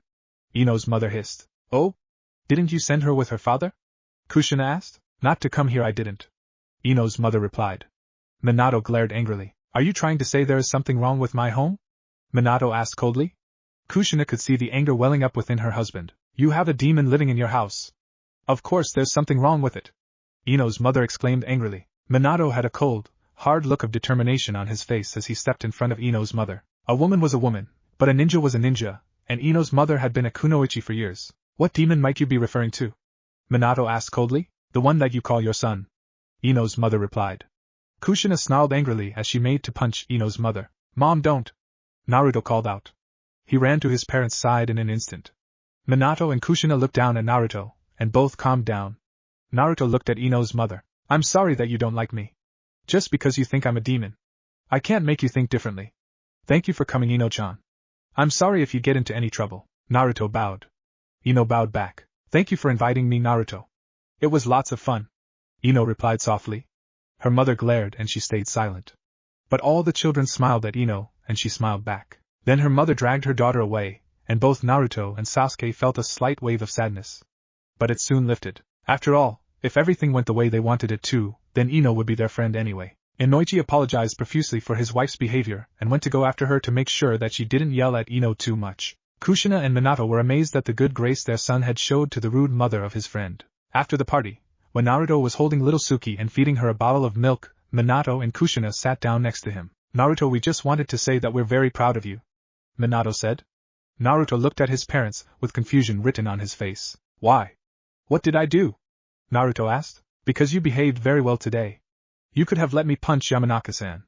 But you didn't. You showed us that even though you were insulted, that you could behave better than some grown-ups. That's why we're proud of you today, Kushina said. Naruto cocked his head to one side. The first time around, Naruto had had to grow up by himself, with no one to tell him when he was doing things right or wrong. When he'd gotten older, he had accepted that some people would never accept him because of Kyuubi, so he tried to be gracious about it, in the hopes that his good nature would get through to those people eventually. He'd never been told that he was doing the right thing in such a way before. He grinned widely at his parents. Thanks, Mom. Thanks, Dad. Naruto exclaimed. Suki gurgled whilst drinking her milk. When Naruto put Suki in her crib that night, with his parents watching over him and Tenshiko ruffling his hair before she went to sleep, Naruto finally understood exactly what it was like to have a family. Chapter 10. An Emissary to Mist Country. One day in early May, Naruto came home from the academy one day to find his father preparing a pack. Naruto was extremely confused. After all, his father was supposed to be the Hokage and they were supposed to stay in the village. What's going on, Dad? Naruto asked. Minato grinned cheerfully at his son. Suki was already crawling towards Naruto, at a fast speed. Her red hair bouncing around her face. She sat down in front of Naruto and waited patiently for her Aniki to pick her up, which he did. Naruto picked Suki up and tickled her belly, and the baby started giggling loudly and wildly, as she wriggled around. Soon Naruto just held Suki gently, and she laid her small head on Naruto's shoulder and stuck her thumb in her mouth. Well, Naruto, I'm going to Miss Country, as an emissary for peace between Kiri and Konoha. Minato stated cheerfully. Naruto frowned, and almost as though she sensed her brother's emotions, Suki started pouting at their father. Minato blinked in confusion. Why the hell is Suki unhappy? She doesn't even know what's going on. Minato thought to himself. Why do you look so miserable? You're coming with me, Minato added. Naruto looked at Suki, who looked slightly betrayed. Suki's coming too. So are your mom and Tenshiko. Tenshiko, Itachi and Hana are coming with Anko as their sensei, as well as your Auntie Mikoto as an escort to make sure that we all get there safely. Because Itachi and Auntie Mikoto are going, Sasuke is coming too, with Hikaru, Minato stated. Naruto couldn't help grinning then. When are we going? And when are we coming back? Naruto asked quickly. Suki was now happy again, now that she knew she wasn't being abandoned by her Aniki. We're leaving as soon as your Auntie Mikoto gets here with Sasuke and Hikaru. We're meeting Itachi, Tenshiko, Hana and Anko at the gates. Minato replied. We'll be gone for about a week, maybe more, and while we're gone, Sarutobi-san will be looking after the village. Minato added. Naruto couldn't help grinning as he went upstairs with Suki to prepare his own pack. He sat Suki in the middle of his bed and started looking for what he might need to pack. Suki sat in the middle of Naruto's bed giggling and playing with Gamachan, Naruto's all-famous wallet. Naruto had had that wallet forever, and was shocked when he couldn't find it in this timeline. It turned out to be a present from Hinata on his birthday. He'd never known that Hinata had given him the little frog wallet the first time round. Like his beaver sleeping hat had come from Jiraiya when he was a small baby. Naruto hadn't known that either. Of course, Naruto couldn't remember meeting Jiraiya in this timeline. He must have seen his old sensei when he was a baby. However, Naruto was hoping to see him soon. He missed the old man. Naruto! Is Suki with you? Naruto heard his mom call. He grinned at the crawling 8-month-old and yelled back. Yeah, Mom, she's with me. He called cheerfully. Suki fell down on her belly after crawling for a few moments, and looked at Naruto cutely. Don't look at me, Suki-chan. If you don't learn to crawl on my bed, how are you going to walk? And if you don't learn to walk, how are you gonna go to the ninja academy with Hikaru-chan and become a ninja like me? Naruto asked the little baby. She blinked cutely for a few minutes before she attempted crawling on Naruto's soft bed again. This time she stayed up for much longer as Naruto watched her. Naruto couldn't help but grin at his baby sister. Sasuke walked with his mother towards Naruto's home. He was carrying Hikaru, who just stayed stoic and watched everything with calm appreciation. Although when Sasuke placed her in her playpen in the garden and she watched him practice his fire jutsus outside, she would laugh and gurgle, with big, bright, onyx eyes that sparkled with joy. Sasuke had felt a slight happiness at the idea that Naruto wouldn't be somewhere where he couldn't help him. As they approached the house, Sasuke saw Naruto sitting on the tree swing with Suki in his lap. Naruto saw them and waved. Suki clapped her hands together, almost applauding them as they came to the front porch. Sasuke walked over to Naruto with Hikaru, at a calm rate. Hey team! Naruto exclaimed cheerfully. Dobe. Sasuke quipped. Naruto shrugged and Suki reached out to play with Hikaru. Hikaru looked down at Suki with a calm look of indifference on her face. Suki let out a keening whine and Hikaru looked down at Suki, who carried on with her whining until Hikaru gurgled. Then Suki stopped whining and gurgled back. That's so creepy. Sasuke quipped. What? That they're babies and best friends? Naruto asked. No, that Suki acts just like you and Hikaru acts just like me. Sasuke replied. Naruto shrugged, and Suki gave Sasuke a curious look. I always thought you were the attention whore. I remember that weird-ass outfit you got from Orochimaru. Naruto stated. Sasuke glared. Shut up, Dobe. Sasuke exclaimed. Hikaru didn't bother acknowledging the conversation, almost as if it was beneath her, while Suki stared at both boys intently, almost as though she were trying to catch every word. Okay boys, we're going in a few minutes. Mikoto quipped. It seemed while Naruto and Sasuke had been having their half-conversation, Mikoto had already gone into the house and spoke to Minato and Kushina. Naruto, your mother said to go to her so she can check that you have everything. Mikoto stated. Naruto nodded and placed Suki in Sasuke's arms. Sasuke glared at Naruto, who grinned and ran off, while Suki wriggled to get closer to Hikaru, who wriggled to get further away. Mikoto couldn't help laughing. Not even an hour later, the group had already left the village and were traveling along the road. Naruto and Sasuke walked together with Itachi in front of them. Hana was behind them, with Kushina and Minato behind her, both holding a baby. Mikoto was in between Minato and Kushina, while Tenshiko was at the back of the group. Anko would go from the back to the front periodically, not allowing her students to lag. Naruto couldn't help remembering the Anko he'd known. In the original timeline, Anko had stayed a loner, but she had also been someone that Naruto had respected. The journey to Mist Country hadn't gone badly. In fact, it had been almost pleasant. Both Naruto and Sasuke were thinking the same thing. Had Zabuza Momochi defected from Kiri yet? Had he even met Haku? Naruto and Sasuke walked into the Mizuki's office with the rest of the group, and both of them stopped. They knew that chakra. They knew it very well. It was Madara Uchiha. But of course they had figured this might be the case. After all, after the pair had compared notes of the things they knew in the original timeline, they had found out that Kisame called Madara Mizukage-sama on several occasions. They figured that he must have been the Mizukage at some point, so they pretended that they were very happy to meet him and that they were glad to be in Mist Country. That was of course when a pair of familiar faces came into the office. Naruto recognized Zabuza straight away. He could tell that the thin little boy next to him was Haku. Zabuza looked around to see the group of foreign ninja in the Mizukage's office and glared slightly. "You should knock before barging in, Zabuza," the Mizukage hissed. Zabuza glared back. "I apologize, Mizukage-sama. I didn't realize that you had visitors," Zabuza replied. Naruto and Sasuke could hear the edge in his voice. Zabuza hated Madara as much as they did. Naruto walked over to Zabuza and Haku. He stuck out his hand to Zabuza. "I'm Naruto. Naruto Uzumaki Namikaze." Naruto introduced himself. Haku looked up at Zabuza to gauge his reaction, and then he took Naruto's offered hand. "I'm Haku," the small boy said back. Naruto looked up at Zabuza. "I like your sword," Naruto quipped. Zabuza smirked. "Well, Gaki, when you become a true ninja you might be able to take it from me," Zabuza replied. Naruto looked at Zabuza curiously. "I don't want to take your sword away. It looks better with you," Naruto quipped. Sasuke nodded from his position near Naruto. Zabuza shook his head in disbelief at the two children. Haku smiled at the two boys. That evening after the talks between him and the Mizukage, Minato sat next to Kushina. "He wants to send one of his ninja to our village as an offer of peace," Minato told Kushina. "Do you know who?" Kushina asked. "One Kisame Hashigaki. He's one of the 7 swordsmen of the Hidden Mist," Minato said softly. "You don't trust the Mizukage's plans, do you?" Kushina said softly. Minato shook his head. "There's something too familiar about his chakra. I don't like it. It reminds me of when Kyuubi escaped you and attacked our village. Something is bothering me about all of this," Minato told Kushina. Neither of them knew that Sasuke and Naruto were listening in to the conversation. The two boys looked at each other. "He's trying to place an operative in Konoha so that he can abduct you when he gets the chance," Sasuke said angrily. Hikaru gurgled angrily in Sasuke's arms. Both boys were on baby duty before they went to bed. "I know. Akatsuki's probably already been formed, and with Madara as the Mizukage, Kisame is probably already a member," Naruto replied. Suki pouted. Her expression was tearful. "We need to figure out a way to manipulate this to our advantage," Sasuke quipped. "I have a plan," Naruto stated. A bright grin spread across his face. Suki giggled and Hikaru stared calmly as the boys discussed their plan back in their own room. The next day, Zabuza was furious. The Mizukage was sending Kisame to Konoha, and Zabuza knew it was for the express purpose of abducting the Hokage's son. That wasn't what bothered him. What bothered him was the idea of making a false treaty with Konoha just to abduct a child. Zabuza wasn't quite sure what it was that the Mizukage wanted with the Hokage's son, but he knew it couldn't be good. After all, the Mizukage had been making dark deals in dark corners for a while. Zabuza looked at Haku, who was sleeping peacefully. Sometimes he wondered if he was raising the orphan boy the right way. After all, the boy seemed far too innocent to be learning how to kill. Zabuza glared slightly when he saw the two boys from yesterday running along the street. The blonde one, Naruto, was the Hokage's son. Zabuza couldn't help wondering what would happen to the child if the Mizukage got his way. How could you not wonder about a child that seemed so cheerfully happy? Haku woke up then. "Zabuza-san?" Haku asked curiously. "I want you to go and make friends with those two Gakis from yesterday.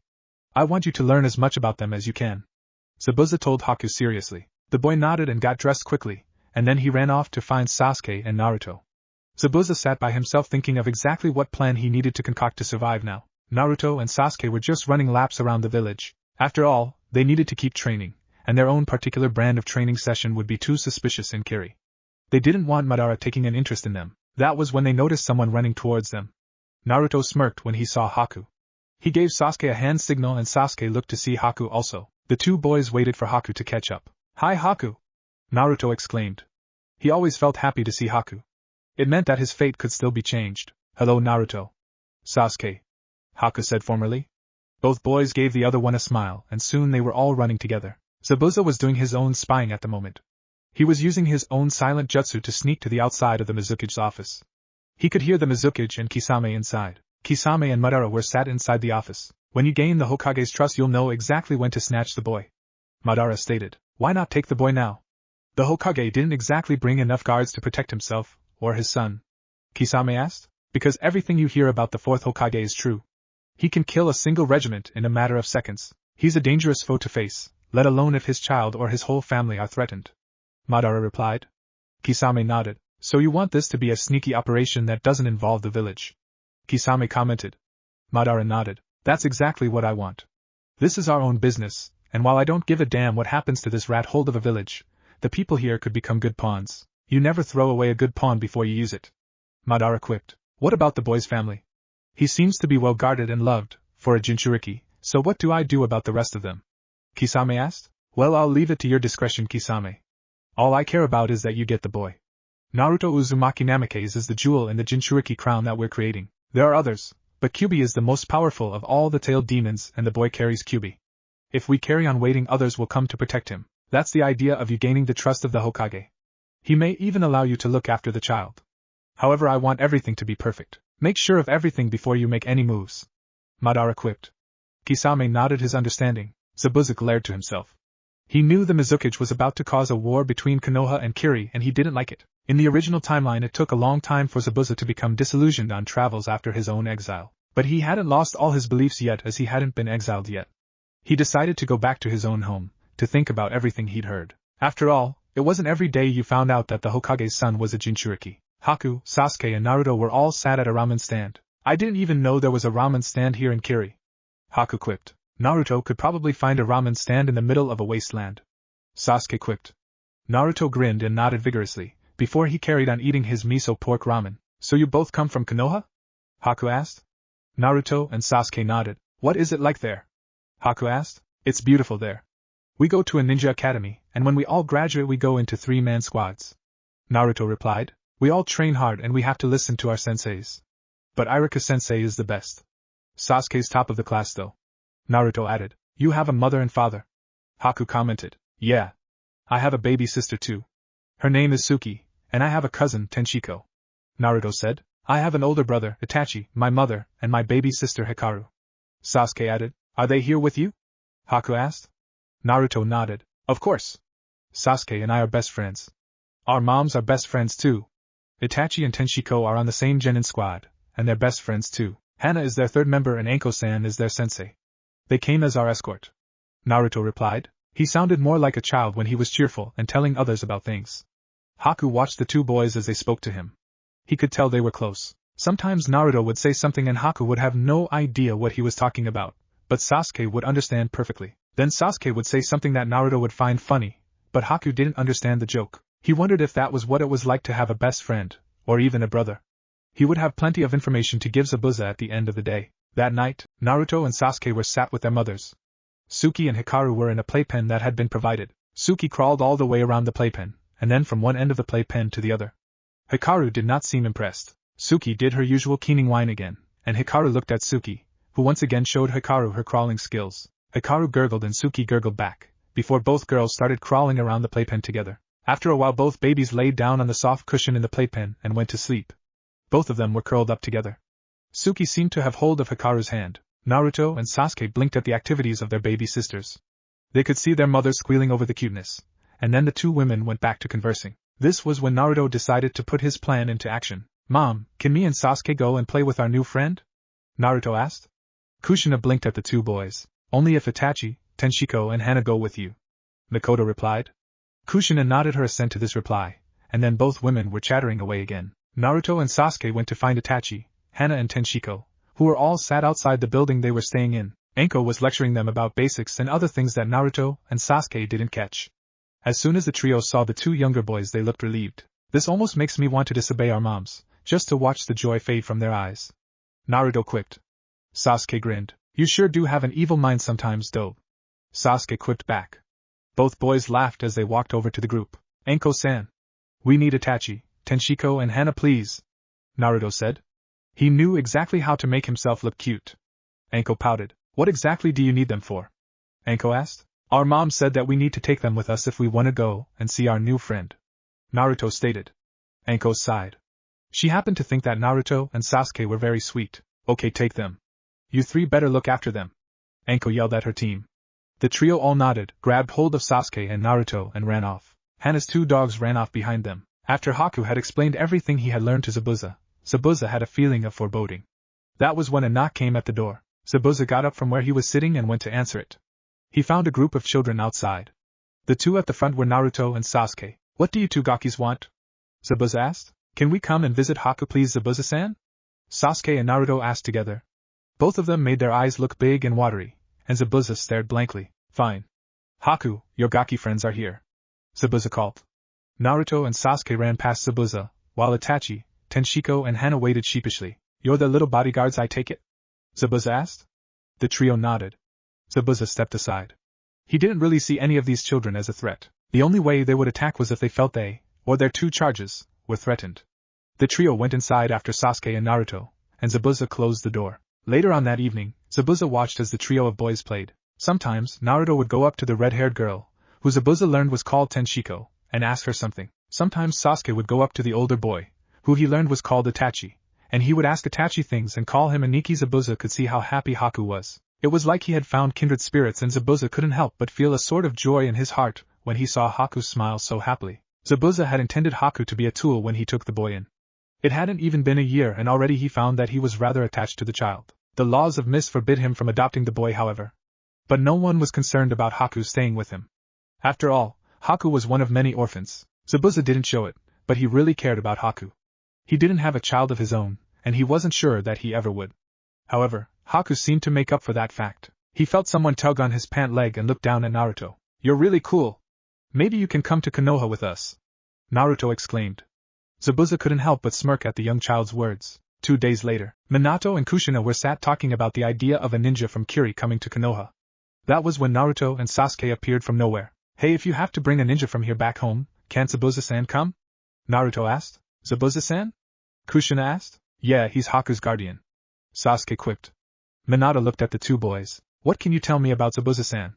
Minato asked the pair. They were only too glad to point out all of Zabuza's good points. The next day, Anko Mitarashi was sat watching over Naruto and Sasuke, who were playing with Haku, when she met Zabuza. That your kid? Anko asked. No, but I look after him.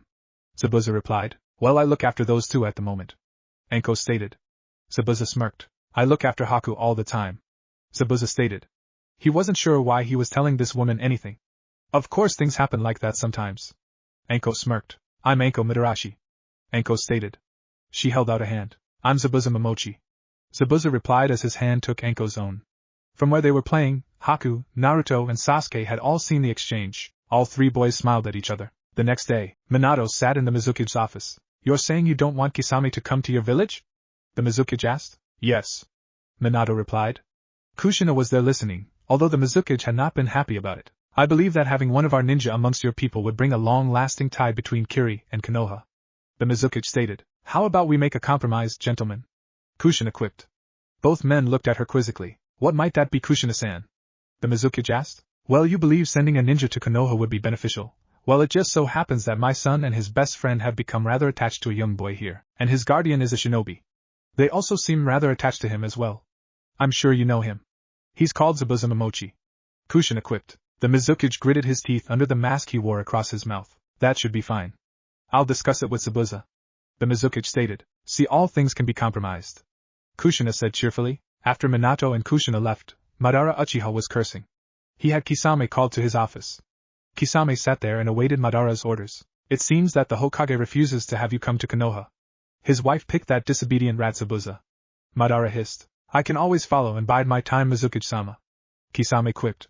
Madara nodded. Let no one know you are there. You will be classed as a missing nin once you take the boy.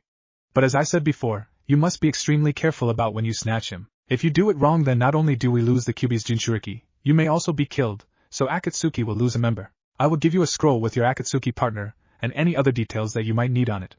Go and prepare. Tell Zabuza that I wish to see him.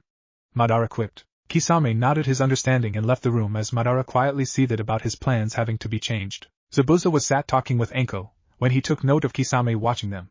He looked at Kisame angrily. What do you want, fish face? Zabuza hissed. The Mizuki wants to see you, Momochi. Kisame replied. Zabuza stood up and waited for Kisame to go before he turned to Anko. Maybe we'll talk again before you have to go back to Konoha. Zabuza stated gruffly. Anko smirked. Yeah, maybe. Anko replied. Then Zabuza was gone. Anko went back to watching the three children, who were sat on the grass looking at something in the trees. It seemed that they played together on a daily basis. Zabuza found himself speechless when the Mizuki told him of the new arrangements. You're telling me that you want me to transfer to Konoha as a sign of peace between Konoha and Kiri? Zabuza asked. The Mizuki glared. Yes, that's exactly what I'm saying. You can refuse, but I wouldn't suggest it. The Mizuki replied. And what about Haku and my apprentice? Zabuza hissed. The brats can go with you. They're your problem, not mine. The Mizukage stated irritably. Zabuza made towards the door. Where are you going? The Mizukage asked. To pack. If I'm going to be leaving with my charges, then I'd better be prepared. Zabuza stated. Then he was gone and the Mizukage was left to glare at his desk angrily. Madara could have argued the point with the Hokage. But it would have seemed far too suspicious if Madara had insisted too much. He'd bided his time for nearly a century. Waiting a little longer couldn't hurt. Haku looked at Zabuza curiously. So we're going to go and live in Konoha? Haku asked. Zabuza nodded. What about that boy you were training? Suigetsu-kun? Haku asked. I'll ask him if he wants to come. But it's up to him. Zabuza replied. Haku nodded. Pack your things. We're leaving in 2 days' time. Zabuza stated. Haku nodded and started packing what little he had. That evening, Zabuza found himself at an abandoned house. He waited for a few moments before a boy with pale blue hair came out. Suigetsu? Zabuza called him. The boy ran over to Zabuza quickly. How are things? Zabuza asked him. The boy pouted. They're fine. Suigetsu quipped. I've been transferred to Konoha. Zabuza stated bluntly. The boy looked disappointed by the news. I'm going to ask you once. Do you want to come along with me and Haku? It would mean that you would obviously stay with me and train with Haku. You would also have to attend the ninja academy as a student. But you are free to come along. Zabuza added. Suigetsu used his canine to bite his lip as he concentrated on what Zabuza had told him. Then he nodded. Since my brother died, the landlords got meaner. I think it's time for a new start. Besides, there's a guy that keeps poking around, stalking me and creeping me out. I don't want to be here the next time he comes back. Suigetsu said. Zabuza smirked, and then clapped the boy on the shoulder. Pack your things and let's go. We're leaving in 2 days' time. Zabuza stated. Suigetsu ran into the house, and within 2 hours, Suigetsu returned with a pack and a large, locked box. What's in the box, Gaki? Zabuza asked. Things that belong to my parents. You must have had parents once, Zabuza-senpai. Suigetsu quipped. Zabuza shrugged. That was a long time ago, Gaki. Are you sure you have everything? Zabuza asked. Everything that's worth taking with me. Suigetsu replied. Zabuza walked with the boy until he caught sight of Anko, sitting on a bench next to a lake. You know where my place is, Gaki. Haku will let you in. I'll catch up. Zabuza stated. Suigetsu nodded and ran off. There were no questions asked or needed. Anko? Zabuza called. The female turned her head and smirked when she saw Zabuza. For some reason Zabuza had a feeling that was her idea of a smile. I don't know if your Hokage told you, but Zabuza was cut off by Anko. Of course he told me. So you're moving to Konoha then? With a kid? Anko asked. 2 kids. Zabuza replied. Where'd the other one come from? Anko asked. I'm training him. I was training him before the death of his parents. His brother died a few months ago. He hasn't got anything left here. I might as well give him the chance to finish his training. Zabuza replied gruffly. That was when Anko smiled. Zabuza was surprised by how pretty Anko looked when she actually smiled rather than smirked. He decided that he'd try to make her smile more often, even though he wasn't really sure what had made her smile about his comment at any rate. 2 days later, Naruto and Sasuke were surprised by the appearance of Suigetsu. But they soon dealt with it. After all, Sasuke had told Naruto that Zabuza had been Suigetsu's sensei before his exile. The 2 boys were also surprised by how close Anko seemed to be to Zabuza. Of course, that was something they had started to suspect from the moment the pair met. Both Naruto and Sasuke had a feeling that the 2 loners might just get together. It would be interesting to see what kind of lifestyle the pair would live. For some reason, Naruto and Sasuke couldn't wait to get back to Konoha. After all, they could resume their own training regime there, and even though either one of them would admit it out loud, they missed the regular hubbub of ordinary life. So they started getting to know Suigetsu and Haku on their journey, hoping to make time go faster as they walked, and they watched over their little sisters, who they carried this time. Apart from that, their journey back to Konoha was uneventful. As they walked back to Konoha, none of the group seemed to notice they were being followed. Kisame was methodical in his orders and knew how to avoid detection, but whether or not he would succeed in his mission or not was something yet to be seen. At that moment, someone appeared behind him, but Kisame wasn't startled. Orochimaru? Kisame greeted. Kisame? Orochimaru greeted back.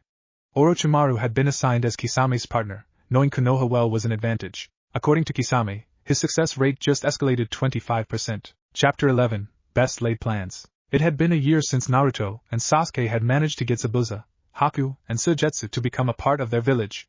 Now Naruto and Sasuke were both 9, Suki and Hikaru had celebrated their first birthday without a hitch, and Naruto was on the way to visit Sasuke's home with Suki in his arms. He had heard from Itachi and Tenchiko's conversations, that he eavesdropped on and really shouldn't have eavesdropped on, that Anko and Zabuza were dating. Zabuza used any money he had saved up, from his time in Kiri, to buy a relatively nice house.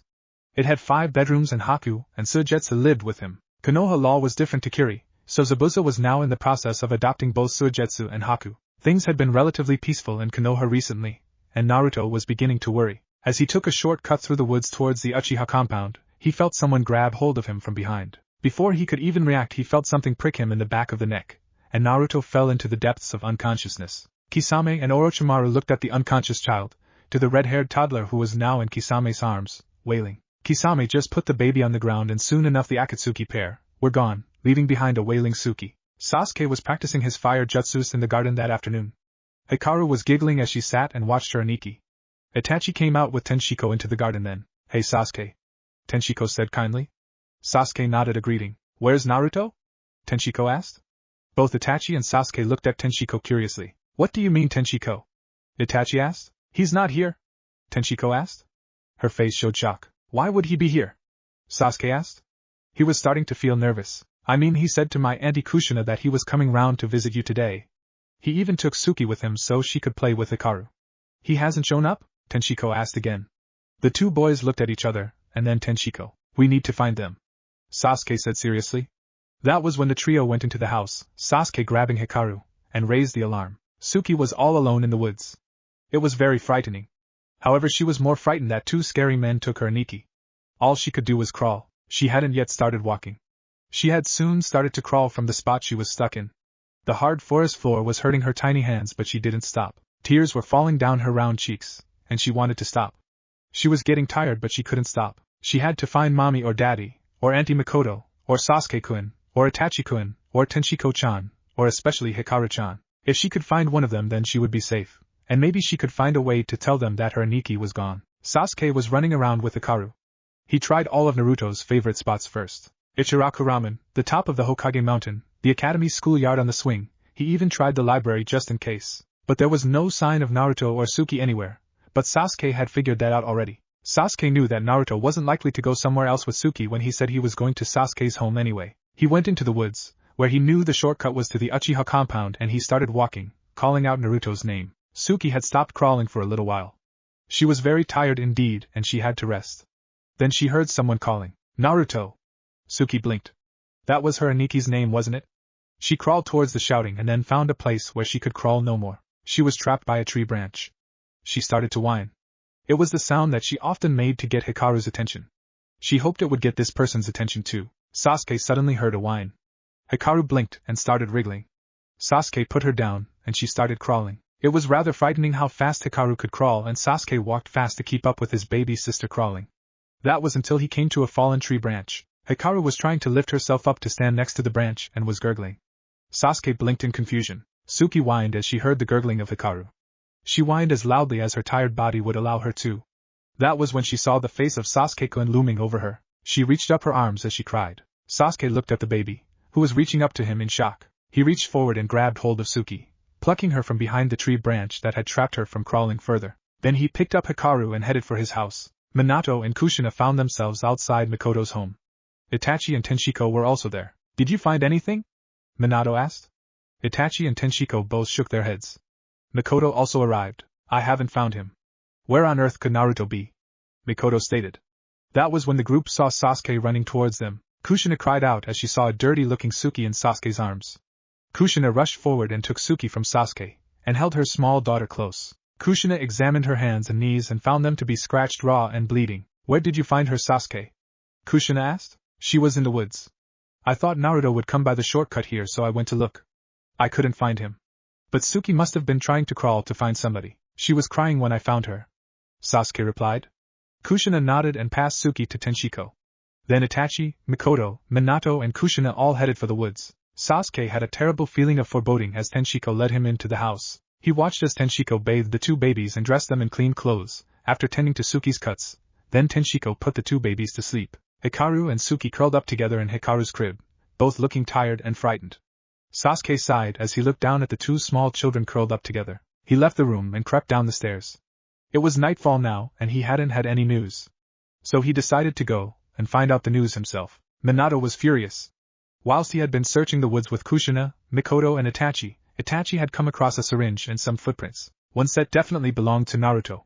One of the other two sets was listed in the bingo book.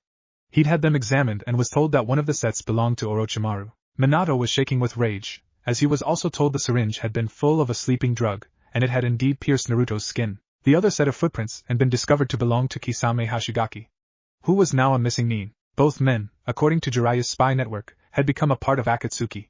They were a group looking to collect Jinchuriki. Kushina and Mikoto were sat in Minato's office. "Where is my baby?"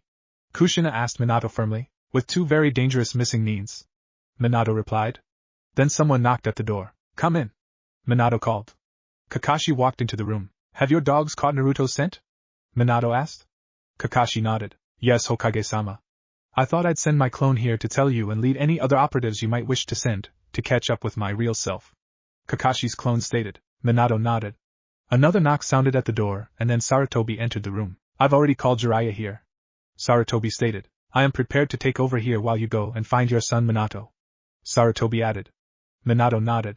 That was when someone jumped in through the window. Minato, Kushina and Sarutobi all recognized the Toad-san nin Jiraiya. "We should be hurrying," Jiraiya stated. "Itachi, you go back home and look after Sasuke, Hikaru, Suki and Tenshiko.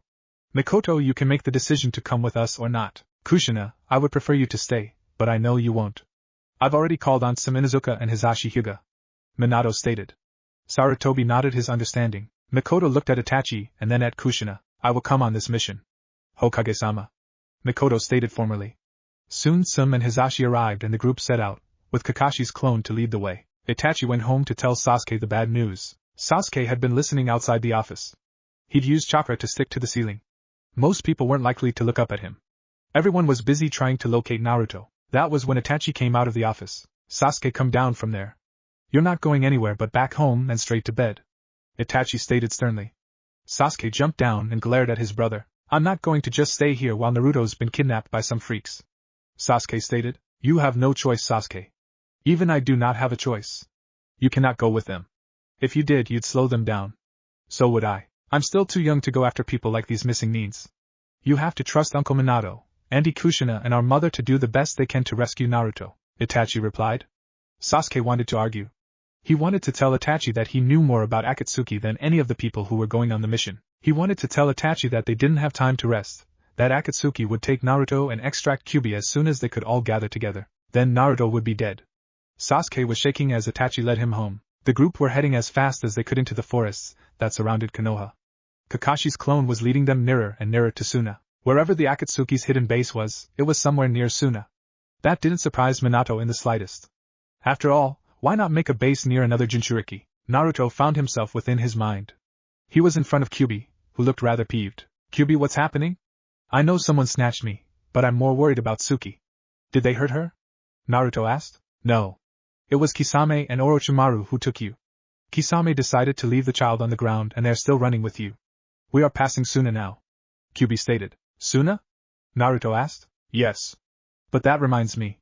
I haven't spoken to you for a while, but when I started recalling more about what was happening when I activated the jutsu to bring us back, I sensed the presence of two chakras in the jutsu with us, and of course the Uchiha.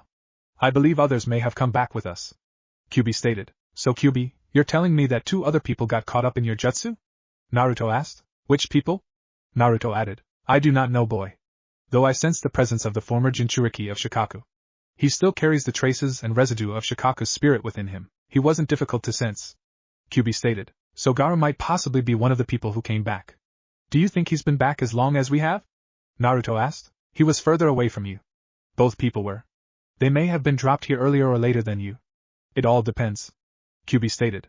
Naruto was confused. So Gaara could be all alone right now, waiting for us to help him because he doesn't know what's happened. Or he could just drop straight into the middle of his new life here at any minute? Naruto asked. "That's basically it, brat," Kyuubi replied.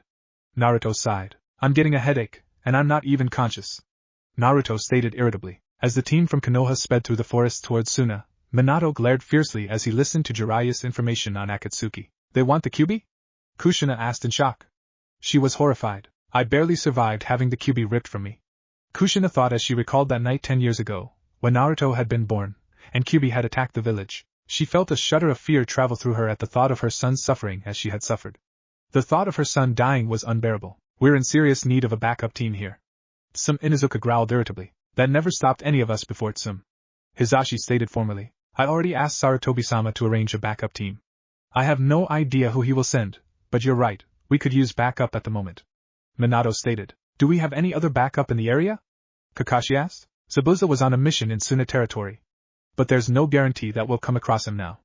Minato replied. If you send a message ahead you might be able to reach him at the border. Mikoto stated. The rest of the group agreed with her, and while they were still moving, Minato wrote a message and Kakashi summoned a bird to carry it. The bird was gone within moments. The group hoped it would reach Zabuza in time. After all, they would need all the help they could get. That night, Sasuke waited until he knew everyone was sleeping. He felt guilty as he snuck out of the house, but he couldn't abandon Naruto. He started speeding away as quickly as possible. He knew it wouldn't take long for his brother to notice that something wasn't right, and after that it wouldn't take long for him to realize that Sasuke was gone. But Sasuke knew if he could put enough distance between him and Itachi, then Itachi wouldn't be able to drag him back home before he got to Naruto. He used all the old hidden routes he'd memorized in his timeline, to sneak out of the village and then to sneakily head towards Suna. He knew that was where Akatsuki had their nearest base. He knew that was where they would take Naruto to extract Kyuubi. So that was the way he headed. Zabuza found himself on the border between Suna and Konoha. He read a message and glared fiercely. I knew that bastard was up to something, Zabuza thought angrily. He turned on his tail and waited for the Hokage's team to arrive. After all, if he rested until they got there, he'd be in better condition to fight Kisame. Of course, he could leave the other members to the rest of the team. He knew the Hokage wasn't happy about his son being snatched. Zabuza had hoped that this had been quashed by his appointment to Konoha, over Kisame. Zabuza sighed as he pulled out a small photo from his kunai pouch, where he kept it safe. It was a picture of him with Haku and Suigetsu. When he looked at the picture he thought of how Naruto had helped this to happen. The little blonde child had grown on him, and he couldn't help but feel the need to make sure the boy was alright. That was when he caught sight of a small blur racing ahead. He was surprised to make out that the blur was a running child, and then was even more surprised to note that it was Sasuke, the other member of the dynamic duo that had somehow got him into Konoha. He sped after the boy quickly. The Hokage is not going to be happy about this. Zabuza thought to himself as he sped after the child, quickly writing a message for the Hokage, which he sent by messenger bird as he followed Sasuke. Sasuke was still going, and he sensed that he was being followed by Zabuza. But he also knew that the others were close behind, and behind them, Itachi was chasing after him. The reason Sasuke had gotten to this point so fast? This was because Sasuke knew every small shortcut, every underground escape route in and out of the great desert of Suna, and he knew all the Akatsuki bases as well as he knew his own hands. The war in his timeline had taught him many things. One was the special entrances and exits that he'd learned from almost every nation. He carried on while he let everyone else follow behind him. He needed to find Naruto, and soon. Itachi was furious and worried as he raced after his brother. He hadn't stopped since he'd woken in the middle of the night, to find Sasuke gone from his bed, with just a note. I've gone to find Naruto. That's all it said. Itachi had dressed and informed Tenshiko as quickly as possible before leaving. Tenshiko had sworn to inform Sandaime, and Itachi knew she would. After all, the pair were best friends, and as close as most siblings. It was dawn now, and Itachi was over the border of Suna. That was when he saw Sasuke in front of him. Naruto woke up in a cell. He wanted to find a way to escape, but the whole room was just stone. There were no windows, and the only light that Naruto had was from a tiny candle in a dish. The door in front of him was a solid piece of metal, that was bolted, and it didn't have a window either. Naruto glared at the walls angrily. I have to find a way to get out of here, Naruto thought to himself. That was when the door opened, and a man that Naruto recognized came into the room. It was the pseudo-leader of Akatsuki, Pain, or Nagato as Naruto now knew, who'd been using the body of his old friend Yahiko.